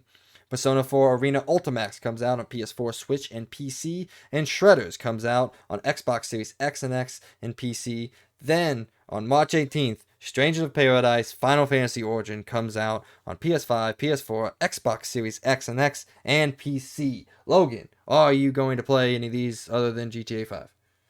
I would say, yeah, GTA 5 for sure soon. Um, Probably not. I don't really think any of these are on my radar. You're not going to look into Um, Tunic? At least see? I'm gonna watch it and see what it's all about, especially for our fantasy special. Like, I don't want to see what score it gets, but yeah. What about you? No. I'm going to No. look into Tunic. Is Game Pass on Tunic? Or sorry, is Tunic on Game Pass? Can you look that up for me real quick? Yeah, I'm gonna look it up real quick. Because if it is, I'm gonna jump in real quick and test it out. If it's not, I don't feel like paying for it. But I guess theoretically, I'm paying for it even if I don't play it. But so uno momento on that. While he's looking that up, the only other thing I might be interested in is Persona 4 Arena Ultimax. I love the Persona series. I love Persona 4, and like we talked about earlier, I'm a mild fan of fighting games, and this is an arena fighter game akin to like the Dragon Ball Z Fighters, and the once renowned anime game that I can't remember the name of it. That got Oh, to cut dogged. in real quick. No. Damn. Yeah. How much is it? Oh, I have no idea. Let's see. I'll go to Amazon real quick. I have. Let's see. Oh, Tunic, Xbox. Well, it's not available on physical, so it's only available on digital. Yeah, I could see that. Unless you go to that probably that one website. What is it called? There is one website that they always make, like, it's a very small amount, but they always make physicals sometimes of some of these games that are only coming out digital. Oh yeah. No, I visit that site all the time. I can't remember the name of it, but It's like what is it? I need to look it up. I know my brother. It's pretty cool because they come with like special editions with like yeah. collectibles and stuff. They're really hard to get. They came out with Doom Collector's Edition, like the OG Doom, a little bit ago. I tried to get Hmm. that one, but it was all sold out before I could get into it. I am looking up on Steam to see Tunic March 16th. Well, this is it. Wait, is it free to play? Oh no, it just doesn't have a price yet. So I don't know how much it's gonna be, but it looks interesting. Isometric action game about a small fox on a big adventure. Huh. I might actually check this out. Oh, I think it's called Limited Games. I think that's what it's called. Yeah. Something like that. Let me see. Oh, Limited Run. There we go. That's what it's called. Yeah. Limited Limited run Run. games. Yeah. Limited run games. There we If you go. guys ever want like get some cool only physical but like very hard to get, like very rare of like digital games that only came out digitally but they make them physical with collectibles, check out Limited Run. Obviously we aren't, sponsored by them, but it's a super cool Hey, website and they sell limited physicals of digital games. limited run games. If you listen to it, we would be open to being sponsored by you. I Yeah, don't mind that'd selling out. be fun. Real quick before we close out, there's something I wanted to bring out earlier, but we were in the middle of talking about open world games. It annoys me the way you say linear. Linear. No, you say linear. Oh. You're like Linear. linear. I'm like, it's linear. I don't know why, but that annoyed me a little bit. Maybe I'm just being stupid, but like you kept saying linear, and I was like, why the fuck's he say linear? It's linear. But that's a whole nother topic for a whole nother episode. Anything else you got on these games coming out this week? No, that's about it. Except for obviously very stoked for GTA 5 next gen. Tune into the next episode. I will probably be telling you my feelings whenever. during the next episode. Yeah. Okay. Well, ladies and gentlemen, this brings us to the end of our show. Everyone who has been watching or listening, we just want to take this time and say thank you from the bottom of the hearts. Without you and your support, we could not be doing what we're doing here and hopefully continue to do this and continue to grow. If you enjoy it, please tell your family, friends, social workers, I don't know, whoever you talk to on a day-to-day basis that likes video games, please tell them that we're just two guys who love video games that are trying to make a go at this. So, we here at the XP Podcast and Experience Point, thank you from the bottom of our hearts. Logan, any last words? Thank you guys again. Yeah, as always, me and Mike both very much appreciate everyone that's listening. We hope you're enjoying. And yeah, obviously, just keep coming by. We'll be here every Tuesday. We will be having an episode coming out. And also, as another shout out and thanks to Logan Leffler again for the platinum and our Patreon. And obviously, if you guys would like to check out our Patreon, we will have it linked down below of our YouTube video. So always go check it out. Obviously, you don't need to pay. We just appreciate that everyone is willing to listen and is enjoying our content. So yeah, thank you again from the bottom of our heart. We really do appreciate it. Thank you. All right. I hope everyone has a great week, and we'll talk to you in the next one. We'll see you guys later. Bye. Bye.